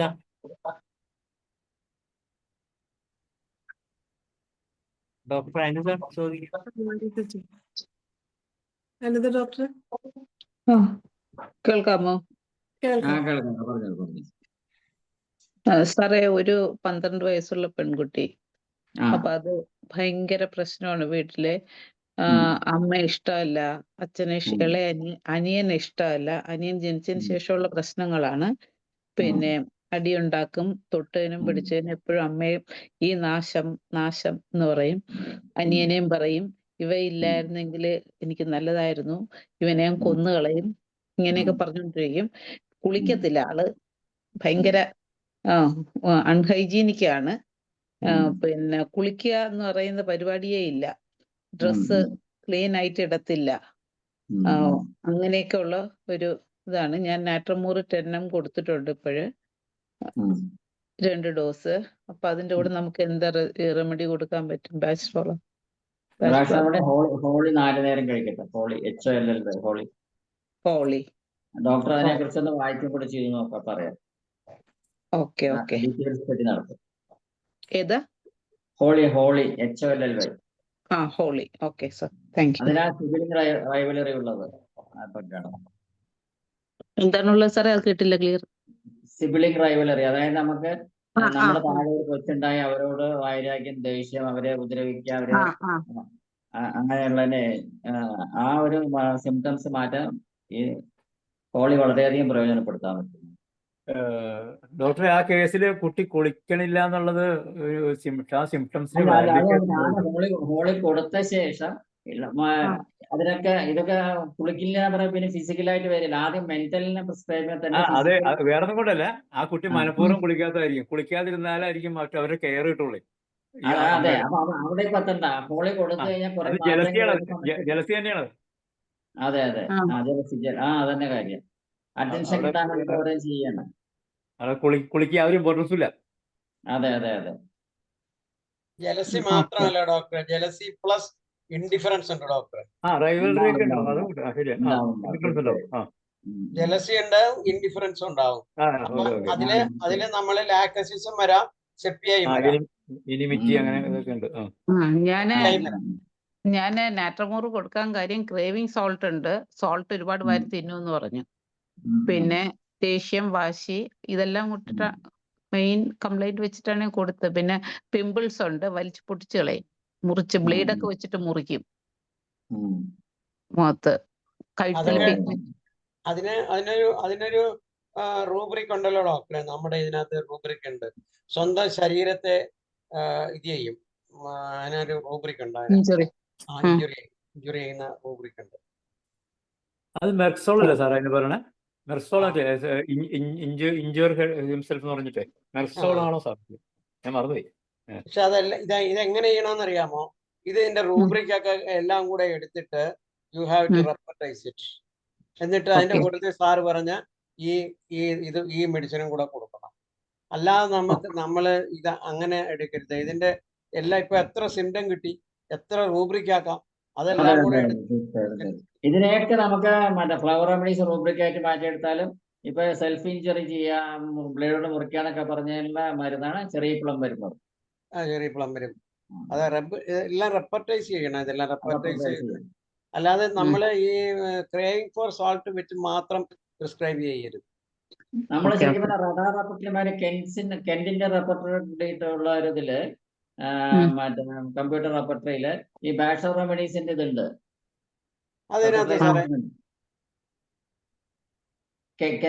കെന്റിന്റെ റെപ്പർട്ടറിയെ മറ്റേ കമ്പ്യൂട്ടറൈസ് ചെയ്തതില് ബാഷർ റെമഡീസ് വന്നിട്ടുണ്ട്. അപ്പൊ നമ്മൾ ശരിക്കും പറഞ്ഞാൽ അതിൽ ടൈപ്പ് ചെയ്ത് കൊടുത്തു കഴിഞ്ഞാൽ നമുക്ക് കറക്റ്റ് ആയിട്ട് നമ്മുടെ ഇതിൽ കിട്ടും ശരിക്കും പറഞ്ഞാൽ. പക്ഷെ ഞാൻ പറയുന്നത് എപ്പോഴും ഒരു യന്ത്രത്തിനെ ആശ്രയിക്കാണ്ട് നമ്മുടെ മനസ്സുകൊണ്ടും നമ്മുടെ കൈ കൊണ്ട് എഴുതി കണ്ടുപിടിച്ചു കഴിഞ്ഞാൽ അത് നമ്മുടെ മെമ്മറിയിൽ നിൽക്കും. അതാണ് ഏറ്റവും നല്ലത്. മറ്റേ നിൽക്കില്ല, നമ്മുടെ മനസ്സ് നിൽക്കില്ല. അത് നമ്മൾ പിക്ചറൈസേഷൻ മാത്രമല്ല കാണുള്ളൂ, അത് കുറച്ച് കഴിഞ്ഞാൽ മാഞ്ഞു പോകും. നമ്മുടെ മനസ്സും ശരീരവും കൊണ്ട് ചെയ്യുമ്പോൾ നമ്മുടെ ഇംപ്രിന്റ് ആയിട്ട് മനസ്സിൽ നിൽക്കും. ഞാൻ ഇത്രയും എന്റെ കാര്യങ്ങൾ ഓർമ്മ വരുന്നത്, ഞാൻ എല്ലാ എന്റെ കാര്യങ്ങളും ബൈ റൈറ്റിംഗ് കൊണ്ടുവന്ന് മാത്രമേ ഞാൻ ചെയ്യാറുള്ളത്. ഒരിക്കലും Okay. എനിക്ക് കമ്പ്യൂട്ടറേ ഇല്ല എൻ്റെ വീട്ടിൽ, ആകെ ഈ മൊബൈലേ ഉള്ളൂ. കാരണം ഞാൻ എൻ്റെ Okay. ഫാദറിൽ നിന്ന് പഠിച്ച കാര്യങ്ങളാണ്. കാരണം എല്ലാ ബുക്സിനും വായിച്ചിട്ട് അണ്ടർലൈൻ ചെയ്ത് സൈഡിലൊക്കെ റിമാർക്സ് എഴുതിയിട്ടാണ് എൻ്റെ ഫാദറുടെ ബുക്സ് എല്ലാം ഹോമിയോപ്പതി ബുക്സ് മുഴുവൻ പഠിപ്പിക്കുന്നത് ഞാൻ. അതുമാതിരി ആയിരിക്കും നമ്മളും. Okay. Thank you, sir. Thank you. ഇനി ഇപ്പൊ അടുത്തൊരു ചോദ്യം വന്നിരുന്നത് ഡയബറ്റിസ് മെലിറ്റസ് സാജു ഡോക്ടറാണ് ചോദിച്ചിരുന്നത്. സാജു ജോസഫ് ഡോക്ടർ നേരിട്ട് ചോദിക്കുന്നുണ്ടോ എന്തെങ്കിലും? ഡയബറ്റിസ് ഞാൻ പറഞ്ഞ ഒരിക്കലും ഫ്ലവർ റെമഡീസ് ഈക്വൽസ് ഡയബറ്റീസ് ആരും എടുക്കരുത്. ആ സമയത്ത് അവരുടെ എമോഷണൽ കണ്ടീഷൻസ് എന്താണ്? ഇപ്പൊ നമ്മൾ പറഞ്ഞപ്പോ നമ്മൾ ക്രാബ് ആപ്പിൾ എടുക്കാം, അല്ലെങ്കിൽ അവർ വളരെ ഇറിറ്റേറ്റഡ് ആണെങ്കിൽ ഇംപേഷ്യന്റ് വരാം, വെർബിയൻ വരാം, ഇങ്ങനെ പല മരുന്നുകൾ ഡയബറ്റീസിലേക്ക് വരുന്നുണ്ട്. പക്ഷെ അവരുടെ ആ മെന്റൽ ക്യാരക്ടർ ഇങ്ങനെ കണ്ടുപിടിക്കുക. നമ്മളൊരു 7 ക്യാരക്ടേഴ്സ് നമ്മൾ പറയുന്നുണ്ട്. ആ ക്യാരക്ടറിൽ ഈ പറയുന്ന വ്യക്തി ഏത് ക്യാരക്ടറിൽ വരുന്നു നോക്കുക. ആ ക്യാരക്ടറിൽ നമ്മളവര് ആ ഗ്രൂപ്പ് റെമഡീസിലേക്ക് ഏതൊക്കെയാണ് വരുന്നത് നോക്കുക. അതിൽ 7 ക്യാരക്ടർ വരുന്നത്. ഫോർ ഫിയർ ഒന്നാമത്തെ കാര്യം, രണ്ടാമത്തെ for uncertainty, third for indifferent interest in present circumstances, fourth one loneliness, fifth one those over sensitive to influence and ideas, for despondency or despair, for over care for welfare of others. ഇങ്ങനെ 7 main headings ആണ് ഈ flower റെമഡീസിൽ പറയുന്നത്. ഈ 7 ഹെഡിങ്സിലാണ് 38 drug cover ചെയ്യുന്നത്. ഓരോ ഫിയറിനാണെങ്കിൽ 5 remedies ഉണ്ട്. അങ്ങനെ ഓരോ ഡ്രഗ് എടുത്തു കഴിഞ്ഞാൽ ഈ കാറ്റഗറിയിൽ ഇതിൽ ഏതിനാണ് പെടുന്നത് നോക്കുക. ആ പെടുന്നതിൽ ഈ ക്യാരക്ടറിലെ 7 എത്രണ്ണം അവർ കവർ ചെയ്യുന്നുണ്ട്. ആ കവർ ചെയ്യുന്നതിൽ ഏതൊക്കെ റെമഡീസ് ഇവർക്ക് വരുന്നത് നമ്മൾ അനലൈസ് ചെയ്ത് പഠിച്ചു കഴിഞ്ഞാൽ നമുക്ക് എളുപ്പമാകും. ഫിയർ ഒരു ഉദാഹരണത്തിന് ഫിയർ ഉള്ള ക്യാരക്ടർ ആണെങ്കിൽ പ്രോക്രോസ് എടുക്കാം, മിമുലസ് എടുക്കാം, ചെറിയ പ്ലം വരും, ആസ്പൻ വരും, റെഡ് ചെസ്റ്റ്നട്ട് ഉണ്ട്. അപ്പൊ ഇതിൽ ഏതെങ്കിലും ഒരു ഫിയർ ആയിരിക്കും അവർക്കുള്ളത്. അപ്പൊ നമ്മൾ ഈ ഒരു ഡ്രഗ് അവര് ക്വസ്റ്റ്യൻ ചെയ്ത് കഴിഞ്ഞ് ഫിക്സഡ് ഫിയർ ആണെങ്കിലോ ഒന്നെടുക്കാം. പാനിക് മറ്റേ ആങ്സൈറ്റി സിംപ്റ്റം ആണെങ്കിൽ റോക്രോസ് വരാം. അൺനോൺ ഫിയർ ആണെങ്കിൽ ആസ്പൻ വരാം. റെഡ് ചെസ്റ്റ്നട്ട് എടുക്കുകയാണെങ്കിൽ fear for others, anticipatory fear, മറ്റുള്ളവർക്ക് എന്തെങ്കിലും സംഭവിക്കുക എന്നുള്ള പേടി, അങ്ങനെ റെഡ് ചെസ്റ്റ്നട്ട് വരാം. പിന്നെ ചെറിയ പ്ലം വരുന്ന ഫിയർ വരുന്നത് എങ്ങനെയാണ്? ഒരു നമ്മുടെ മനസ്സിനെ നിയന്ത്രിക്കാൻ പറ്റാത്തൊരു അവസ്ഥയിലേക്ക് നമ്മുടെ ഭ്രാന്തിന്റെ ലക്ഷണങ്ങൾ കാണിക്കുന്ന ഒരു ഫിയർ ആണ് പോകുന്നെങ്കിൽ ക്രൂരകൃത്യങ്ങൾ ചെയ്യാൻ ഒരു ടെൻഡൻസിയുള്ള ക്യാരക്ടറാണ് ചെറിയ പ്ലം വരാം. അങ്ങനെ ഓരോ ഹെഡിങ്ങിനും ഓരോ എത്ര ഡ്രഗ്സ് എന്നാണ് വരുന്നത്. 1, 2 ഇപ്പൊ ഫിയറിന് എടുത്താൽ തന്നെ 5 ഡ്രഗ് വരുന്നുണ്ട്. For those who suffer uncertainty അതിൽ 1, 2, 3, 4, 6 ഡ്രഗ് വരുന്നുണ്ട്. സിറാറ്റോ വരുന്നുണ്ട്, സ്ക്ലെറാൻറ്റസ് വരുന്നുണ്ട്, ജെൻഷൻ വരുന്നുണ്ട്, ഗോൾസ് വരുന്നുണ്ട്, ഹോൺബിയം വരുന്നുണ്ട്. അങ്ങനെ ഓരോ ഹെഡിങ്ങിനും 7 ഹെഡിങ്ങിനും ഓരോരോ 4-5 ഡ്രഗ് വന്നിട്ടാണ് 38 റെമഡീസ് കവർ ചെയ്തിട്ടുള്ളത്. അപ്പൊ അതിന്റെ പേരാണ് the 12 healers by doctor Edward Bach എന്നുള്ളത്. 12 ഹീലേഴ്സ് ബൈ ഇത് നിങ്ങളുടെ ഒരു ക്രോസ് റെഫറൻസിന് എടുത്തു കഴിഞ്ഞാൽ നിങ്ങൾക്ക് വളരെയധികം ഉപകാരപ്പെടും.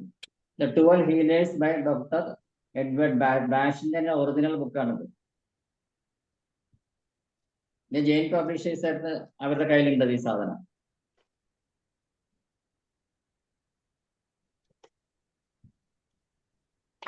പിന്നെ ഒറിജിനൽ റെപ്പർട്ടറി ഞാൻ പറഞ്ഞിരുന്നു. The Bach repertory FJ Wheeler.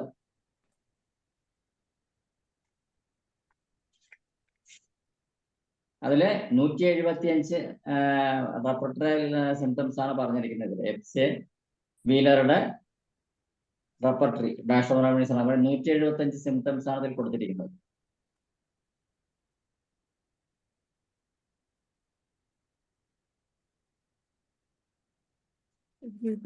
അപ്പൊ ഒറിജിനൽ ബുക്സ് നമ്മൾ എന്തായാലും നമ്മള് ക്രമേണ കൈവശമാക്കി കഴിഞ്ഞത്. ബാഷിന്റെ ശരിക്കും പറഞ്ഞ ലൈഫ് ഹിസ്റ്ററി എല്ലാവരും ഒന്ന് ആദ്യം വരുത്താൻ നോക്കും. അല്ലെങ്കിൽ ഏതെങ്കിലും ഒരാൾ ഇൻട്രസ്റ്റ് എടുത്തിട്ട് വരുത്തിട്ട് എല്ലാ ഡോക്ടേഴ്സിനും സപ്ലൈ ചെയ്ത് നോക്കും. അത് വായിച്ചാൽ തന്നെ നമുക്ക് കുറെ നമുക്ക് ബേസിക് ഐഡിയ കിട്ടിയിട്ട് ആ ബാഷറുടെ ബുക്കും കൂടെ ആ ലൈഫ് ഹിസ്റ്ററി പഠിച്ചു കഴിഞ്ഞാൽ തീർച്ചയായിട്ടും നമ്മൾ ദ ബെസ്റ്റ് പ്രാക്ടീഷണറായിട്ട് നമ്മുടെ ജീവിതത്തിൽ മാറാം. നമ്മുടെ ഒരു സംശയം കൂടെ ചോദിച്ചിട്ട് സാറേ, നമ്മുടെ സമയം കഴിഞ്ഞു. എങ്കിലും അമ്മയ്ക്ക് ക്യാൻസർ ആണ്. മകൻ അമേരിക്കയിലാണ്. പക്ഷെ ഈ മകന് ഭയങ്കരമായിട്ടുള്ള ആൻസൈറ്റി, ഉം, അമ്മയെ കുറിച്ചുള്ള ആൻസൈറ്റി, പിന്നെ ഉം, ഇവിടെ വന്ന് നിൽക്കാൻ പറ്റത്തില്ല, അത് ഉം, ആൾക്ക് എങ്ങനെയാകും, ഉം. അമ്മ എന്തെങ്കിലും വിളിച്ചു പറഞ്ഞു കഴിഞ്ഞാൽ പുള്ളിക്ക് ജോലിയിലൊന്നും ശ്രദ്ധിക്കാൻ പറ്റുന്നില്ല, അത്രയ്ക്ക് വലിയ ആൻസൈറ്റി ആയിട്ടിരിക്കുന്നു. അതെന്ത് അതിന് പരിഹാരം? സിമ്പിളായിട്ട് എളുപ്പത്തിൽ പ്രിസ്ക്രൈബ് ചെയ്യാണ് റെസ്ക്യൂ റെമഡി. 4 ആ, നേരം 6 നേരം കഴിക്കേണ്ടത്. കാരണം റിസ്ക് നമ്മളിപ്പോ ഏതൊരു ഒരു പേഷ്യന്റിന്റെ ബൈസ്റ്റാൻഡറും നമ്മള് മറ്റേ ഈ റെസ്ക്യൂ റെമഡി കഴിച്ചാൽ മാത്രമേ ആ ഒരു തോട്ട്സ് നമ്മുടെ മനസ്സിൽ നിന്നും അല്ലെങ്കിൽ അതിനെ സന്തുലിതമായിട്ട് നമുക്ക് അതിനെ കൈകാര്യം ചെയ്യാൻ സാധിക്കും. അത് എപ്പോഴും ആള് ബൈസ്റ്റാൻഡേഴ്സിന് ശരിക്കും പറഞ്ഞാല് ഫ്ലവർ റെമഡീസ് കൊടുക്കണം. ശരിക്കും പറഞ്ഞാൽ റെസ്ക്യൂ ഈ റെമഡി എന്തായാലും മകൻ ഇവിടെ ഇല്ല, അമ്മ ആയിക്കോട്ടെ, കുഴപ്പമില്ല. ഞാൻ അതൊന്നും കുഴപ്പമില്ല. റെസ്ക്യൂ റെമഡി ഞാൻ കൊടുത്തിട്ടുണ്ട്. തീർച്ചയായിട്ടും ഫലം കിട്ടും. ആ, അങ്ങനെ ഇന്നും നമുക്ക് നല്ലൊരു ക്ലാസ് സാറിൽ നിന്ന് ലഭിച്ചു. നമുക്ക് സലീംകുമാർ ഡോക്ടർ സാറിനൊരു നന്ദി പറയണേ. സലീം. ഓക്കെ സാർ, പറയാം. എനിക്ക് സന്തോഷമുള്ള ഈ ഹലോ, ഞാൻ ഒന്ന്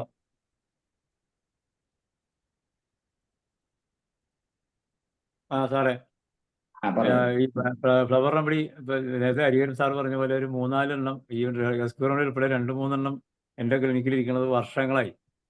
പലതും പറ്റി. ഇവിടെയൊക്കെ ചില ക്ലാസ് കേട്ടു, പക്ഷെ അത് ഒരു യൂസ്ലെസ് ആയിട്ട് അങ്ങനെ ഇരിക്കുന്നത്. അങ്ങനെ ഇരിക്കുന്നതാണ് ഞാൻ സുഗതൻ സാർ എന്ന് പറഞ്ഞ അദ്ദേഹം ഒരു ഹോമിയോ ലവറാണ്. കോളേജിൽ പഠിക്കാതെ തന്നെ പഠിച്ച് അത്യാവശ്യം ഹോമിയോപ്പതിയും ഫ്ലവർ റെമഡീസ് അദ്ദേഹം വളരെ എക്സ്പെർട്ടാണ്. അദ്ദേഹത്തെ പരിചയപ്പെടാനിടയായതിനു ശേഷമാണ് ഞാൻ പിന്നെ ഇതിലേക്ക് ഇതൊരു ഒറ്റയടിക്ക് എല്ലാ മരുന്നുകൾക്കും വാങ്ങി. അങ്ങനെ ഇരിക്കുകയാണ് ഗോപീഷ്ണ സാറിന് ഇതിൽ വീണ് കിട്ടുന്നത്. അപ്പൊ ഇതൊക്കെ എന്താ പറയുക, ഒരു നിമിത്തം എന്നുള്ള പോലെ. സത്യം പറഞ്ഞാൽ ഒരു ഹോമിയോപ്പതിയിൽ നമ്മൾ പ്രാക്ടീസ് ചെയ്ത് തുടങ്ങുന്ന അല്ലെങ്കിൽ ഇരിക്കുന്ന ആൾക്കുടെ കോൺഫിഡൻസ് ഒരു 10 ഇരട്ടി കൂടാൻ ഇത് നമ്മളെ സംബന്ധിച്ച് സഹായിക്കുന്നുണ്ട്. കാരണം നമ്മളുടെ പ്രിസ്ക്രിപ്ഷൻ കുറെ കൂടി എളുപ്പമാവും. പറഞ്ഞ പോലെ ഒരു ഫിയർ എന്ന് പറയുന്നത് നമ്മള് റെപ്പർട്ടറി എടുത്ത് കയ്യിൽ വെച്ച് കഴിഞ്ഞാൽ 250ഓളം റൂബ്രിക് ഉണ്ട്. അതിനകത്ത് ഇങ്ങനെ ഇതൊക്കെ നമ്മളായ തലകറങ്ങി പോകും. ഇത് അതിനൊന്നും ആവശ്യമില്ല. 2-3 ക്വസ്റ്റ്യൻസ് ചോദിച്ചാൽ മതി, അല്ലെങ്കിൽ പെട്ടെന്ന് നമുക്ക് പിടികിട്ടുകയാണ്. അപ്പൊ അത്ര എളുപ്പത്തിലേക്ക് വെറുതെ അല്ല ബാഷ് ഹോമിയോപ്പതി ഉപേക്ഷിച്ചിട്ട് ഫ്ലവറിലോട്ട് തിരിഞ്ഞത് എന്ന് നമുക്ക് മനസ്സിലായി പോകും. ഞാൻ ഹോമിയോപ്പതി വെറുക്കുകയല്ല. കാര്യം ഹോമിയോപ്പതിയുടെ ലെവലിലോട്ട് ഫ്ലവർ റെമഡി ഉയർന്നിട്ടില്ല എങ്കിൽ കൂടി നമ്മൾ ഇപ്പോഴും ഫ്ലവറിലൂടെയാണ് നമുക്ക് ജനത്തിലേക്ക് എത്താൻ പറ്റുള്ളൂ. ഫ്ലവർ കൊണ്ട് മാറാത്തത് പോലെ ഹോമിയോപ്പതി കൊണ്ട് നമുക്ക് സാധിക്കുമെങ്കിലും നമുക്ക് എപ്പോഴും അടിസ്ഥാനമായിട്ട് ഫ്ലവർ ഉണ്ടെങ്കിൽ, ഫ്ലവറിൽ തുടങ്ങി പ്രാക്ടീസ് തുടങ്ങിയാൽ തന്നെ ആർക്കും ഹോമിയോപ്പതി പരാജയപ്പെടില്ല. ആ ഒരു കോൺഫിഡൻസ് വരും. അതിലിപ്പോ ഞങ്ങൾക്ക് വീണ് കിട്ടിയ, നേരത്തെ പറഞ്ഞ പോലെ ഞങ്ങൾക്ക് വീണ് കിട്ടിയ ഒരു നിധിയാണ് ഗോപീഷ്ണ സാറ് ഇക്കാര്യത്തിൽ. സംശയമൊന്നുമില്ല സാർ, അത് കുറച്ച് പറയത്തില്ല. അപ്പൊ അതുകൊണ്ട് ഇപ്പൊ ഹരിഹരൻ സാർ തന്നെ പറഞ്ഞില്ലേ, സാറിനെ കിട്ടിയപ്പോഴാണ് ഒരു ഇത് വന്നത്. അപ്പൊ ഞങ്ങൾക്ക് വഴികാട്ടിയാണ്, ഞങ്ങൾക്ക് എല്ലാമാണ്. സാർ ഒരാള് കാരണം തന്നെ കേരളത്തിലെ ഒട്ടനവധി പേര് ഈ ഫ്ലവർ ലെവലിലേക്ക് തിരിയാൻ സാധ്യതയുണ്ട്. ചിലരൊക്കെ എന്നോടൊക്കെ സംശയം ചോദിക്കാറുണ്ട്. ഞാനിതിനകത്ത് ആരുമല്ല, ഇടയ്ക്കൂടെ അഭിപ്രായം പറയണമെന്നില്ല. എനിക്ക് അത്രയ്ക്ക് വലിയ അറിവൊന്നുമില്ല. ഞാനിത് ക്ലാസ് ഞാൻ സർവീസിൽ ഇരിക്കുന്ന സമയത്ത് തൃശ്ശൂരിലെ ഒരു ജോലി ഡോക്ടർ, അവര് പൗണ്ട് കണക്കിന് ഫ്ലവർ റെമഡീസ് അവർ കയ്യിലുണ്ടായിരുന്നു. സാറേ ഞാൻ ഉപയോഗിക്കുന്നില്ല, അവർ സാറ് കൊണ്ടുപോയിക്കോളൂ പറഞ്ഞ് അവർ വാങ്ങിച്ച 450 ml ഫ്ലവർ റെമഡീസ് മുഴുവൻ എനിക്ക് തന്നു. അപ്പൊ ഏതായാലും അങ്ങനെ ഒരാളെ IFPH വേണ്ടി നന്ദി പറയാൻ കിട്ടിയതിൽ ഞാൻ ഭാഗ്യവാനാണ്. ഏതായാലും സാറിന്റെ ക്ലാസ്സുകൾ ഇനിയും ഉണ്ടാവും. ഇങ്ങനെ ഒരു അവസരം കേരളത്തിലെ ഹോമിയോപ്പതി സമൂഹത്തിന് ഉണ്ടാക്കി തന്നതിന് IFPHന്റെ പേരിൽ ഞാൻ സാറിനോട് നന്ദി പറയുന്നു. വീണ്ടും വരിക. ഓക്കെ. ഡോക്ടർ, എന്തായാലും ഞങ്ങൾക്ക് ഇത്രയും നല്ല ക്ലാസ് തന്ന ഗോപീഷ്ണ സാറിന് ഒരിക്കൽ കൂടി നന്ദി പറയുന്നു. അതോടൊപ്പം സാറേ, ഈ 7 ഹെഡിങ്ങിൽ ഞങ്ങൾക്കൊന്ന് ക്ലാസ് എടുത്തു തന്നാൽ നല്ലതായിരിക്കും. ഫിയർ മിക്കവാറും സാറ് പറഞ്ഞു തന്നിട്ടുണ്ട്. ബാക്കിയുള്ള ഹെഡിങ്ങിൽ കൂടെ ഒന്ന് ക്ലാസ് എടുത്തു തരുന്നത് നല്ലതായിരിക്കും. നല്ല നിർദ്ദേശം. മുമ്പോട്ട് സാർ എത്രയും വേഗം വീണ്ടും അടുത്ത സബ്ജക്റ്റുമായിട്ട് ബാക്ക് ഫ്ലവറിൽ തന്നെ ഇതുമായിട്ട് വീണ്ടും സാറ് വരണമെന്ന് അഭ്യർത്ഥിക്കുകയാണ്. അതുപോലെ ഇന്നത്തെ ഈ സൂം വെബിനാറിൽ പങ്കെടുത്ത എല്ലാവർക്കും പ്രത്യേകം നന്ദി പറയുന്നു. അതോടൊപ്പം ഇന്നത്തെ ക്ലാസ്സിൽ കൂടുതൽ അഭിപ്രായങ്ങൾ നമുക്ക് പങ്കിട്ട് തന്ന ഹരിഹരൻ സാറിനും സലിൽകുമാർ ഡോക്ടർക്കും പ്രത്യേകം നന്ദി അറിയിക്കുകയാണ്. അങ്ങനെ നമ്മുടെ 1561 പ്രതിദിന സൂം വെബിനാർ ഇവിടെ വിജയകരമായി അവസാനിക്കുകയാണ്. എല്ലാവർക്കും ശുഭരാത്രി. ഓക്കെ.